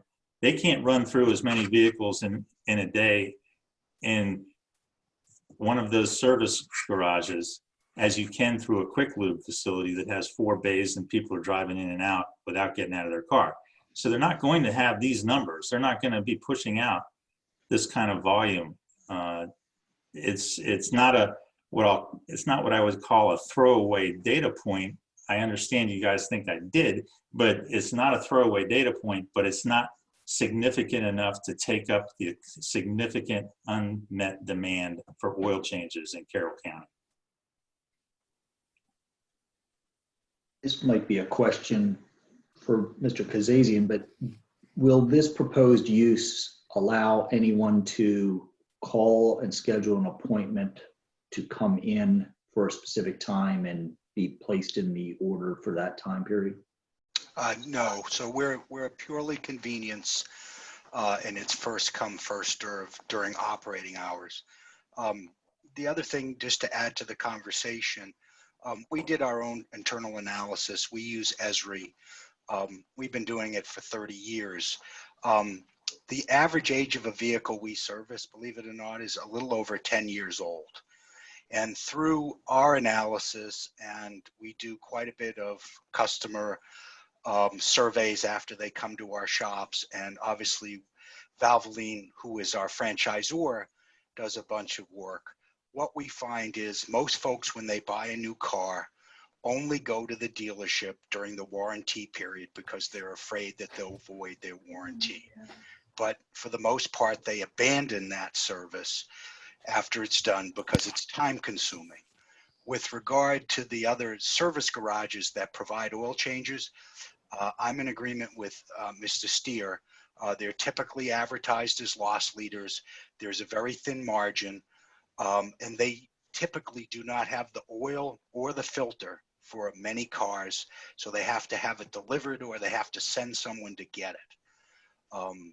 And so there is where ourselves and Jiffy Lube differentiate ourselves. Also, more and more people are leaving the do-it-yourself market. And in Westminster, and you look at the levels of education, the number of vehicles, the families, how the demographics lay out, those folks are too busy for the most part to schedule an appointment. So they're going to the Wise, they're going to the Giant, they're going to do other errands. And we're just one of those other errands when the light comes on in the car. We're quick, we're easy, we're trusted. We've proved that out time and again. There are in our store, I believe, 145 filters to service most cars. Now, many filters service multiple vehicles within the same platform on GM and others. As far as oils, we currently stock 13 different oils, and there'll be more that come out in the market as engine oils get continually lighter. They're talking about a 0.8 viscosity in some of these new four-door cars. So the specialization, and again, I talked about all of our gentlemen being ASE certified. We do not service all vehicles. High-end Mercedes, Audis, other German automakers, we don't touch those vehicles. There's a reason that oil change can be $400 to $600. There's specialized tools that are required to get to the filter, and it's a lengthy service. But at the end of the day, folks are already out we're not contributing any extra traffic. We're just one more stop on their Saturday or Sunday or any other day when they're doing errands and trying to get things done while juggling the kids and soccer and all the rest of it when we get back to normal. I'd like to add a comment to all of this as well. We have looked at cases in the past, especially with fueling stations associated with markets. It seems to me that for lack of a better term, the industry standard is to compartmentalize like services and service centers, if you will, like a quick lube, and keep it separate from the garages, the Caples type repair shops, and so on. It seems to be pretty standard. I've been on this board since 2004. I was a part of seeing the service stations that were attached to Weiss and Giant. The same types of surveys were done that Mr. Steer is talking about. It seems to me to be a consistent, again, for lack of a better word, standard to categorize the types of businesses that do certain work. So, I mean, I think if there's a way to make a declaration of that effect, and that's the basis of the surveys and analysis that's done, then it becomes consistent with what's been put forth in the past. So, I mean, I think on the surface, at least, and then looking at how this analysis was done, coming up with a statement of performance or demand seems to be consistent with what's been done in the past. The only thing I'll offer about the specialization is, as I think all of us know on this board, when I started owning cars, I really did have to change my oil every 3,000 miles, my spark plugs, my points, and lots of other parts of the car. And as we know today, we can typically go 50,000 miles and only do oil changes before brakes may be done, and 100,000 miles before any real service needs to be done. So there has been an increase in the quality of the vehicles, and ultimately oil changes become the most frequent service that are required for the vehicles.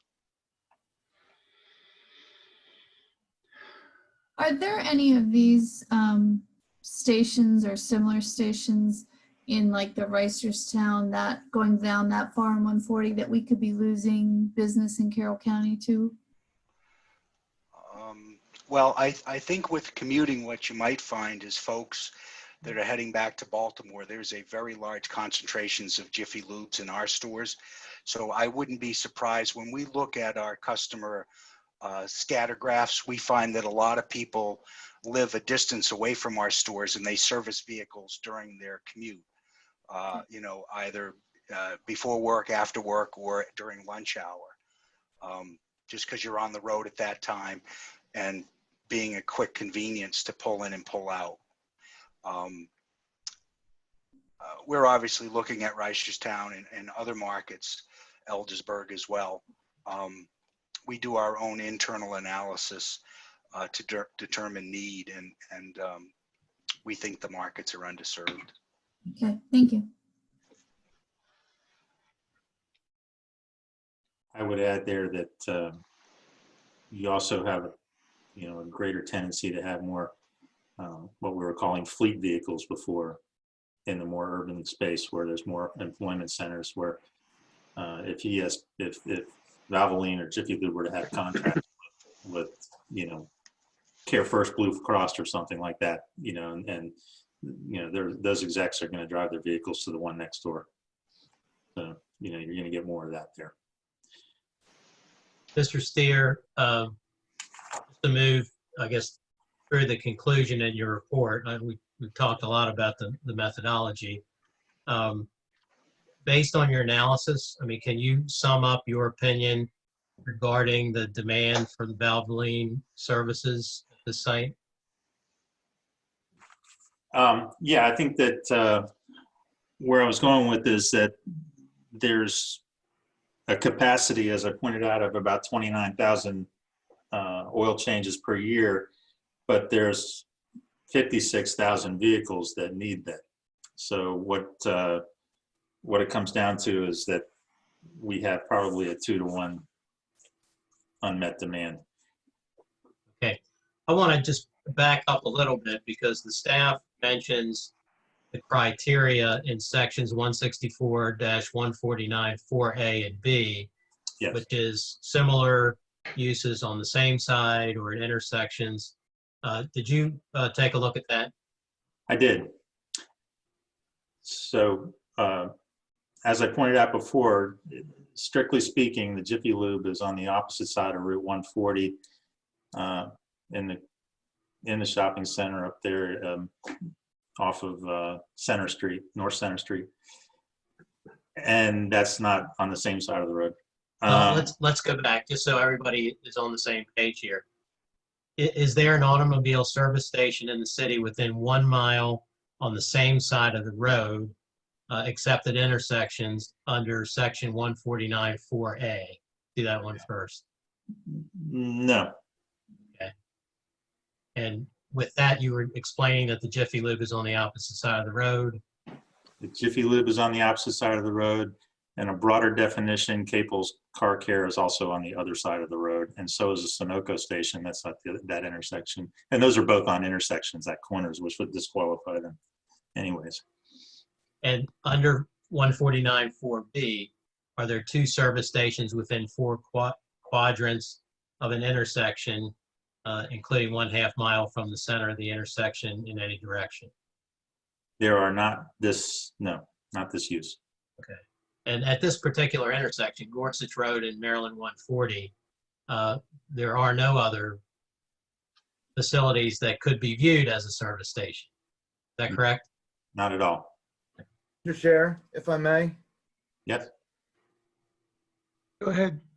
wouldn't, and just for the record, and please correct me if I'm wrong, but isn't the old Hess station that is between Baltimore Boulevard and Gorsuch Road, that would be considered a service station use, and that would be within 1 mile on the east side of Baltimore Boulevard, West side. the west side. That is not in the city. It is not in the city though. Correct. But it's within 1 mile, just for the record. It is a gasoline station. Yes, like I said, this use doesn't exist within 1 mile on this side of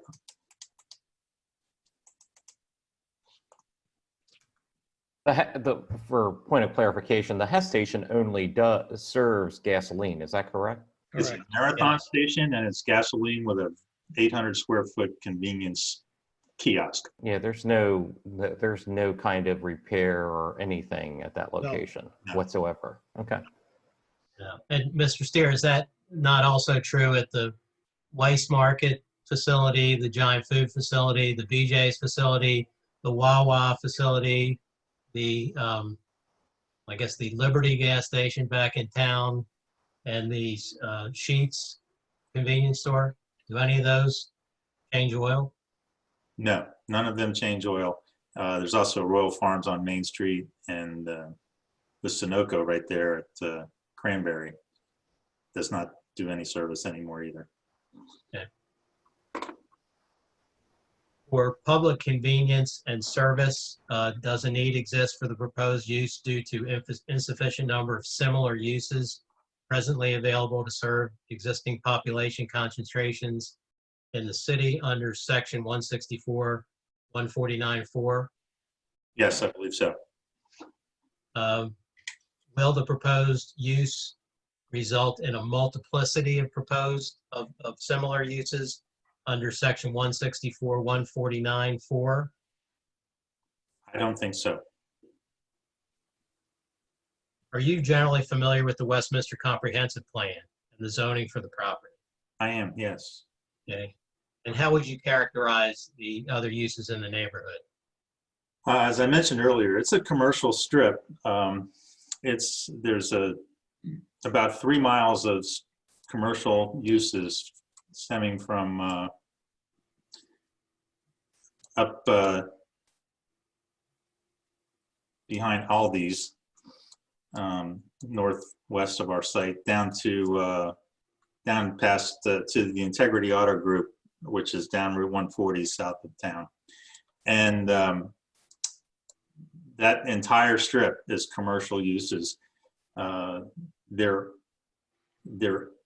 residential that's been referred to here on Gorsuch Road actually doesn't front on Route 140, it fronts on Gorsuch Road. It's 3 homes, or 4 homes, and then there's a couple homes on a piece of old Gorsuch Road below the high school track on the other side of Route 140.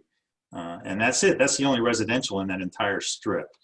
This is a commercial strip. By all definitions, this is a classic American Euclidean zoning commercial highway. And so the adjacent uses, you have the Boston Inn or whatever, and then you have across the street, you have a high intensity McDonald's and Olive Garden restaurant. Right on Gorsuch Road, down the hill from us north is the Cow, which is a pretty active dairy bar with outdoor seating, and the small strip center there. And then of course the Marathon gas station that we were just talking about. So that is my characterization of this neighborhood, is that it is a commercial neighborhood. It does have a couple residential uses that are hanging on the edges, but that's not a residential neighborhood. Do you find that the proposed Valvoline operation would be consistent with the plan? Yes, so the land use plan, or the comprehensive plan, identifies this property uniquely as a housing for older persons land use designation, which is in one other location where they're existing. The zoning has it business, as we discussed, and the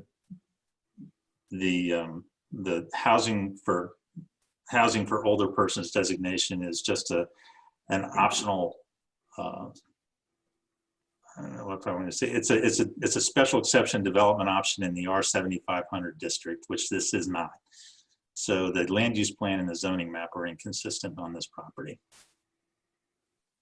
Would the development of this small parcel at the front of the property prevent the development of the property for older persons, if that's what was the desire? Absolutely not. It would be more beneficial for the frontage of this property to be commercial at that anyways. If I was designing, and I'm sure that you know that Josh would agree, if we were designing the property behind this for a residential high intensity development, this half-acre front piece would probably not be developed as residential use. It would be commercial, or it would be some sort of open space feature, an entrance feature, something else, or a realigned road alignment. It wouldn't be a residential piece in any way, shape, or form. Okay. Now, backing up, you mentioned the few residences along Gorsuch Road, a couple of which are in pretty close proximity to the subject property.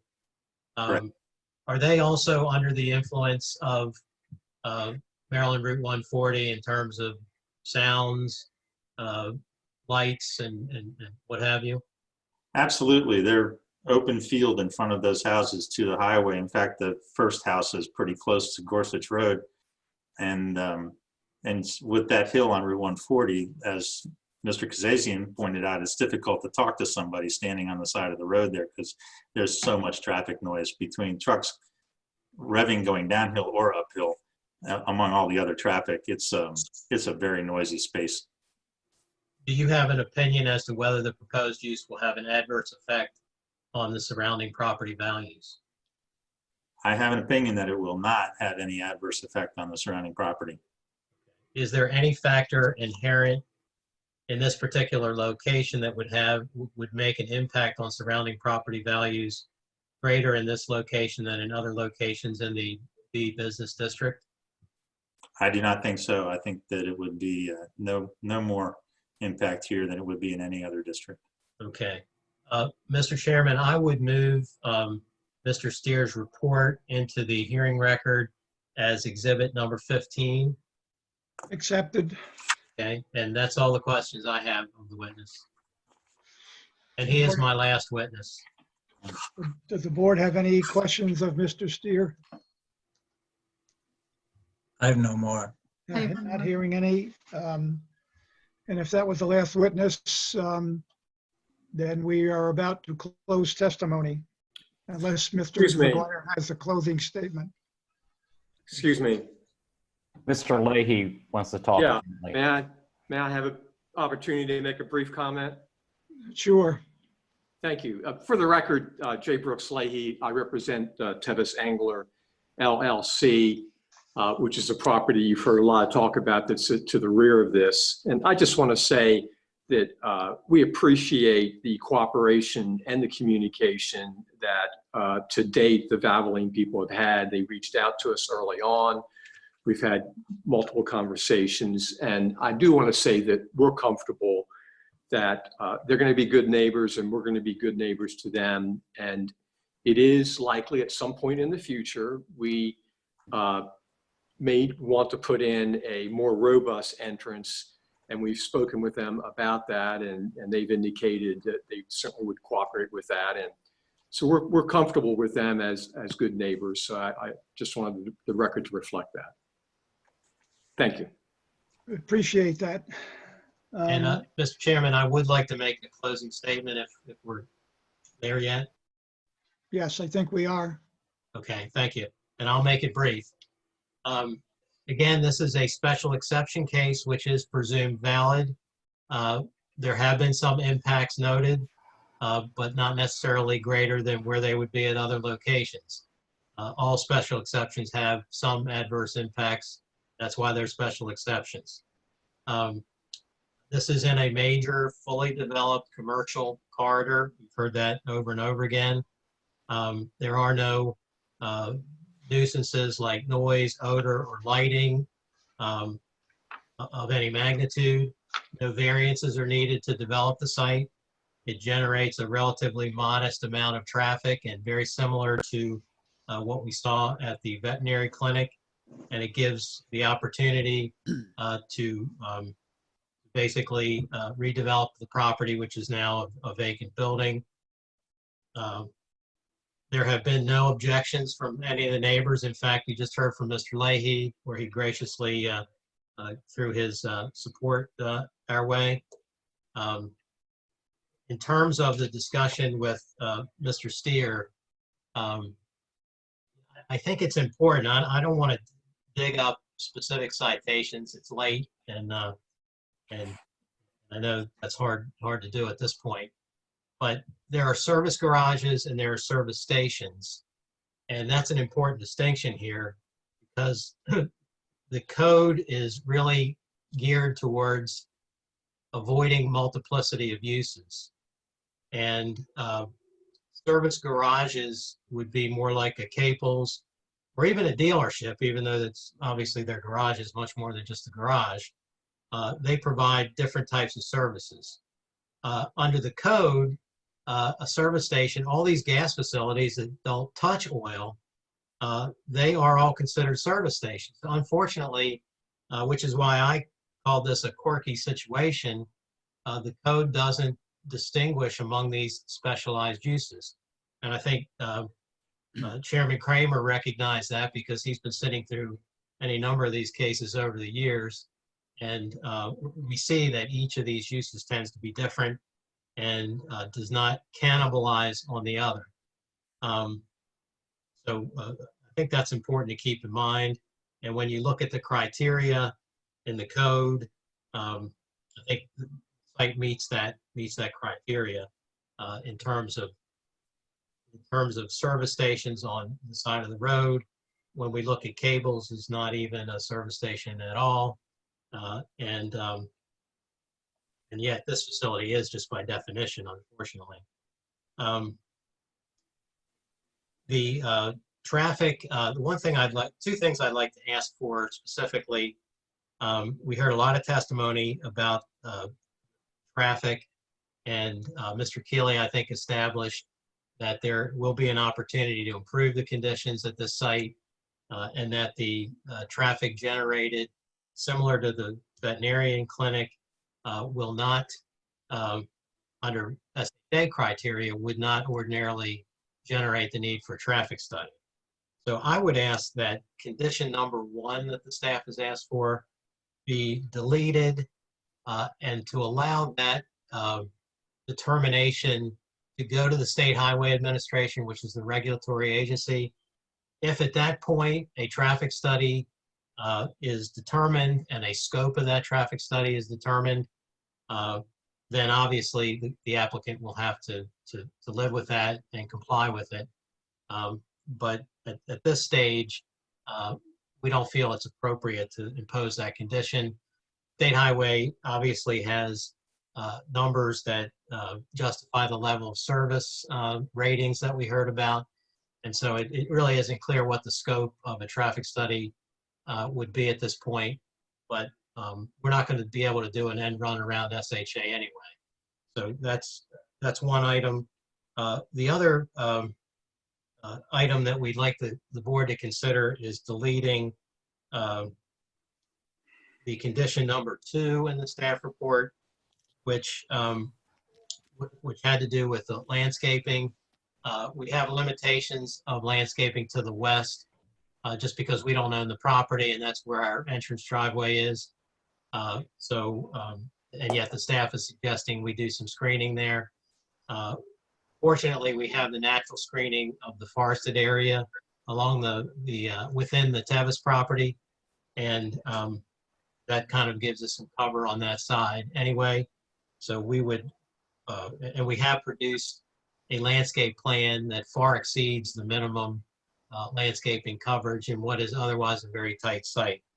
So we would appreciate it if the board would basically respect as a concept the plan that we've submitted. And admittedly, we just submitted that plan tonight, kind of in response to the staff report that we got on Friday. So there hasn't been a lot of time to talk about that, but we'd like the board to consider that. And with that, Mr. Chairman and board members, we appreciate your patience and would hope that you would grant the special exception.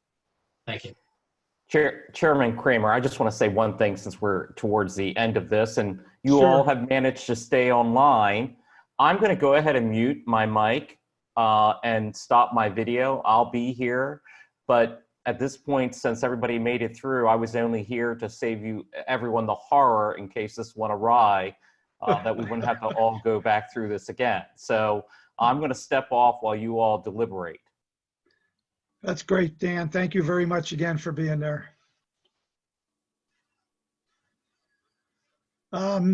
Any final questions by board members of Mr. McGuire or any of his people who testified? None for me. None from me. Okay, then we will officially close testimony. Mr. Chair, Up. Mr. Depot has a question. You, Sorry, I didn't see your wave there. you passed over rebuttal by staff. We have not had a chance to comment on any of the testimony that was given or the final comments that were provided by Mr. McGuire. And I was wondering if we were going to have that opportunity. Well, we typically haven't had or separated ourselves in terms of rebuttal from staff. The staff has had opportunity to weigh in along the way. I mean, that's the way we've done it in the past. Maybe we need to improve on that, but if you have any comments, I guess now's the time to make them. I would think it's appropriate, given the ability to respond to Mr. McGuire's comments about eliminating conditions that staff had recommended. But with that, if I quickly, some quick comments. Go ahead. Again, we have concerns with this access location to the intersection, so we still would be looking for the traffic impact study. I have no issue with having a scoping meeting with the state, but again, even though this is accessing a state right of way, this is still a city project, and I think we would like to still see that traffic impact study. As far as the landscaping for number 2, as stated, the only trees that are provided are off-site. This applicant has no control over those trees. They can be taken down at any time on that adjacent property, thereby exposing the site to the residential development that is now being protected by those trees. So to state that those trees are providing a buffer, I think is inaccurate because again, they have no control over those trees and they can be taken down anytime. The landscaping plan also, that has not been vetted by staff. Whether that meets the requirements or not is still questionable. And I just wanted to highlight condition 5, when I'm referring to the Valvoline special exception plat, it is intended to be the concept site plan. I forget what exhibit that was, maybe 5. Yes, you are correct. It's just different terminology. I just want to make that clear for number 5. Okay. And everything else, the only other question we had was when tires are being rotated and the car is being lifted, are people still in the vehicles? That was a little, this goes more to my determination as far as parking adjustment. I was just trying to understand how that operation works. So the folks remain in the car unless it was a large, like a F-350 pickup truck. Then we typically would have the occupant, we'd bring him over to the vestibule while we perform that service. Okay. Thank you. Any other comments from staff, or are you speaking for everybody, Mr. Depo? I think I covered the issues that I spoke with Andrew and Andrea about. I think we're done. I understand your comments, and I appreciate them. So thank you for doing that. Does staff have, I'm sorry, does the board have any questions for Mr. Depo? Yeah. Or want any other clarification from staff on any other matters? No. Not me. Okay, so now I guess we'll officially close testimony. Well, Chairman Kramer, Mr. McGuire should be allowed to Oh, that's right. I'm sorry. respond if he wants to. Thank you for that reminder. I guess it's getting late. Yeah, thank you both, and I have nothing further. Okay. One last time, we'll try to close testimony. Thank you. I think the next time we estimate time of testimony, we need to make a better guesstimate at it. But anyway, here we are where we are. Discussion by the board. Who wants to start? I can start. I can be brief. I mean, it sounds like there's a few things that have to happen before this finalizes anyway, with the highway and the water conversations to make sure that that falls where it needs to be. And thank you, Brooks, for for bringing that to light as far as being a good partner. That always means a lot in our community in Westminster. So thanks for hanging with us for a few hours. So thank you. And I have to respect Mark's comments as far as why he's looking to continue with the highway study and the landscaping. That thank you for bringing that up, and I have to agree with that. So I would tend to agree with that if we move forward with an approval. So. Okay. I guess my last comments, I guess my position is fairly known. I mean, I personally, I think that the Bell Bridge study starts out from a self-serving basis of analysis. I disagree with the chairman. I think there are actually plenty of service facilities that provide exactly what the applicant is asking to provide, except that the people stay in their vehicles and are on the premises for a shorter period of time. I don't believe that the applicant has proved this case by preponderance of the evidence. So that's my position. Well, I've got some mixed emotions. And I guess I would start and just walk down the back page, the staff report in terms of the items that were brought up. The whole subject of a traffic impact study seems to be focused around the fact that unless you have 50 or more trips, or if that's the correct term that was used, the State Highway Administration will not participate in a traffic impact study. So I don't know where that puts people at loggerheads in terms of trying to get an impact study done. It seems to be that based on the testimony that was given and the efforts made for people to try to work together, to bring people together to take a look at the ingress and egress from that area and what seems to be forthcoming potential changes to the access there. That's property of the Tevis group. That ultimately might result, or maybe not, in a further study, but no formal traffic impact study. So I think at that point, it becomes almost a moot point. In terms of additional buffering and landscaping, it appears to me that based on Mr. Leahy's statement, whatever the future development may be, it doesn't really bear on this particular request and the development of that property as offered.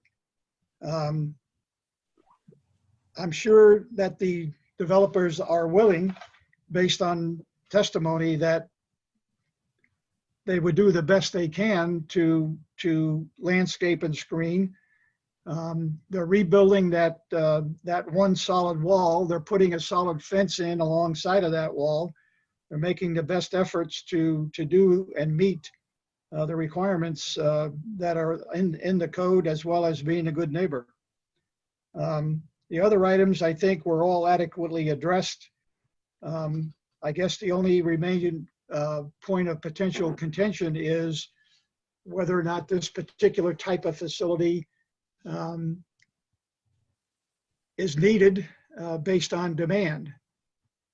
Using what I guess I would call what appears to be the standard approach as to how these facilities are looked at by category.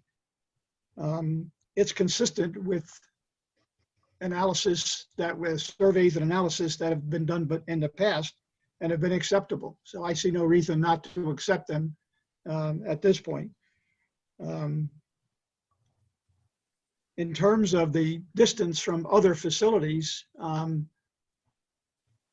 the same kind of logic that has come before this board before in terms of gas stations, as an example.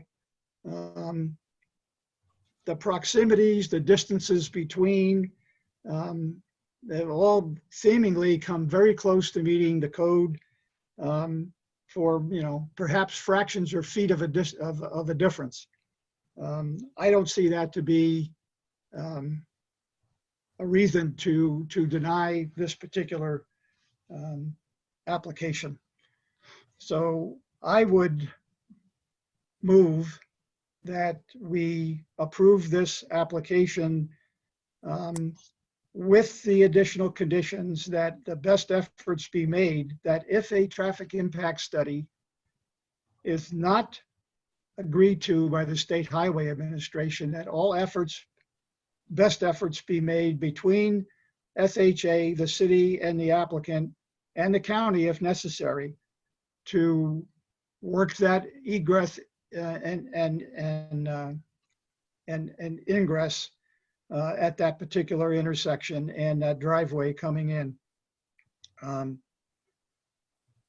and logically take a look at the existing plat in terms of the buffering and landscaping that's done, and being a good neighbor in that regard, which I think has been implied. And that's my motion. Do I have a second? I will second the motion. All in Ed, favor? Ed. Any, I'm sorry. It's Eric. Can I intervene a little bit? Sure, I'm sorry. So I'm trying to understand the nature of the two conditions that you've added on. I don't want them to fail for lack of specificity here. Okay. So could you go back on number one? Are you saying that if the State Highway Administration is unwilling to do a traffic study because it doesn't meet the whatever the required count is, then what result do you want? That best efforts be made between SHA, the city of Westminster, the applicant, and Carroll County if necessary, because the city staff mentioned and Carroll County in that item, to come to some agreement as to what the best result could be in terms of analyzing what the impact there is at that intersection. Okay, but requiring best efforts, how are we going to determine whether the condition has been met? That is, they may have difference of opinion as to whether best efforts has been held or met. That is, the city could have one opinion, and I'm just trying to figure out how you're going to determine that that condition has been met. Well, that's a good question.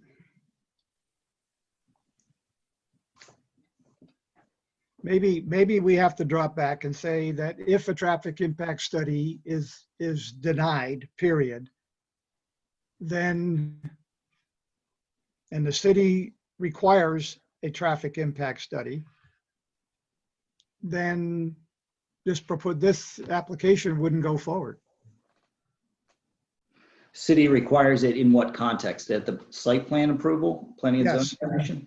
With the site plan. So would that be the planning and zoning commission requiring that form of traffic impact study?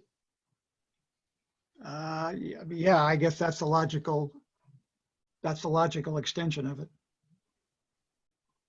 That it would go to the PZC.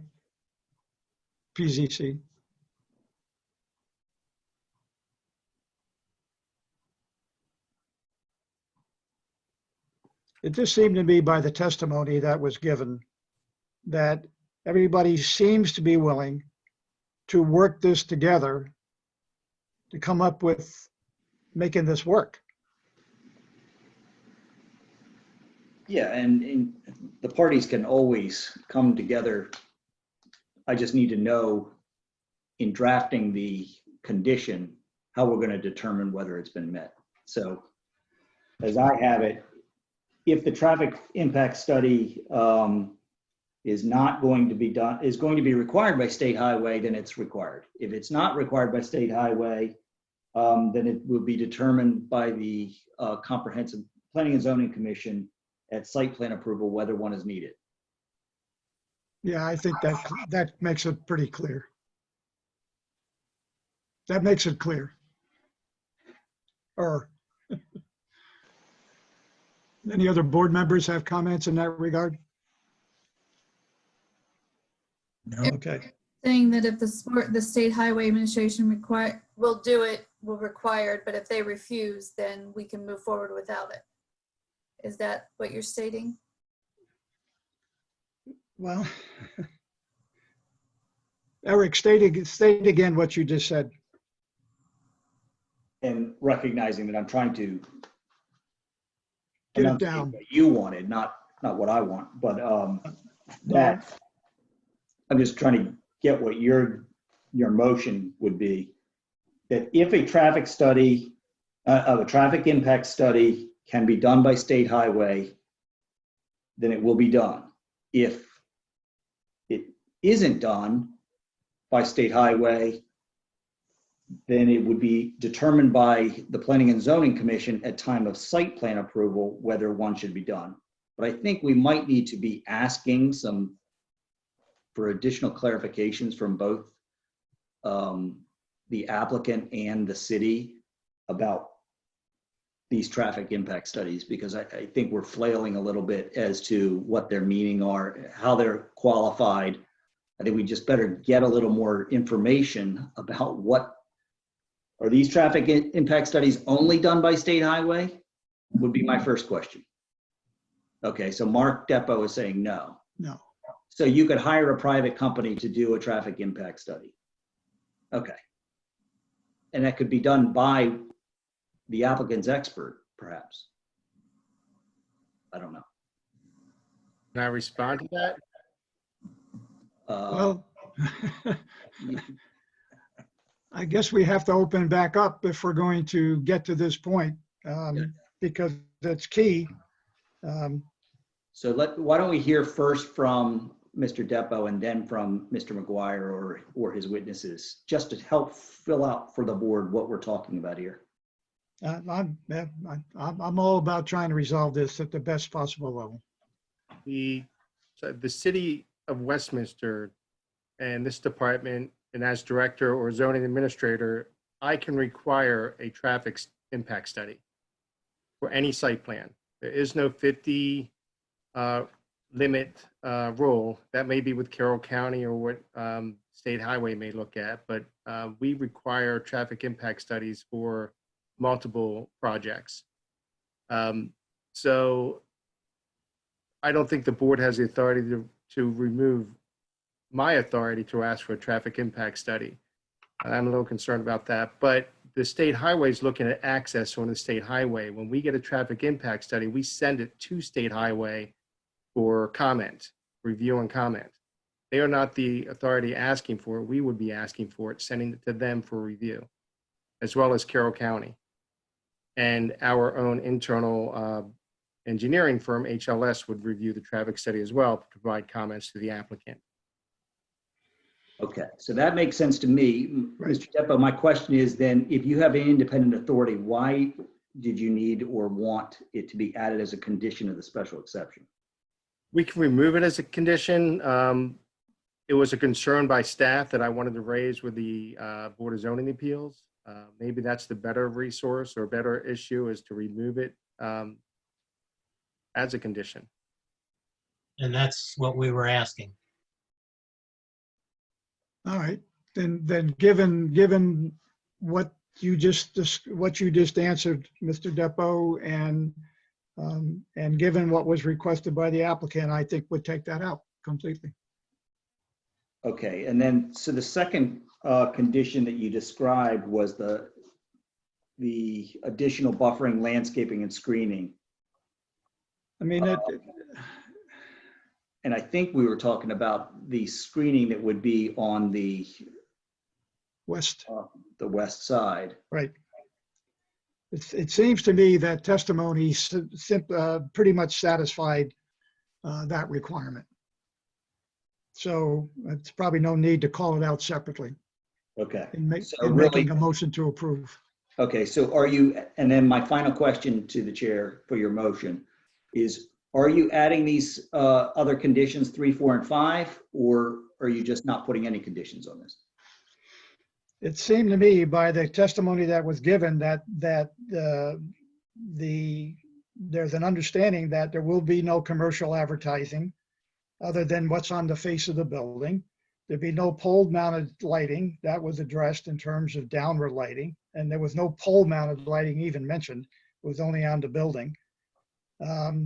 There was not any mention made of the other sign that was going to be on the highway as to whether or not it was going to be lighted. So that's not part of the discussion. The radius information was adequately covered in my view. And in terms of item 5B there about the special exception use needs to be revised as shown as a residential use. that seemed to be covered as well from my perspective. Okay, so it sounds like your revised motion, if I can help you get there, is that you're not imposing any conditions. Your motion is to approve a special exception without conditions. Correct. So let me make that motion again, that I make a motion that we approve the application as presented. Period. Now, do I have a second? I'll second. All in favor? Or do I have any discussion of that then? Okay. Oh. All in favor? Aye. Aye. Any negative? Me, nay. Mr. Barrett says nay. Okay, 2-1, then it's carried.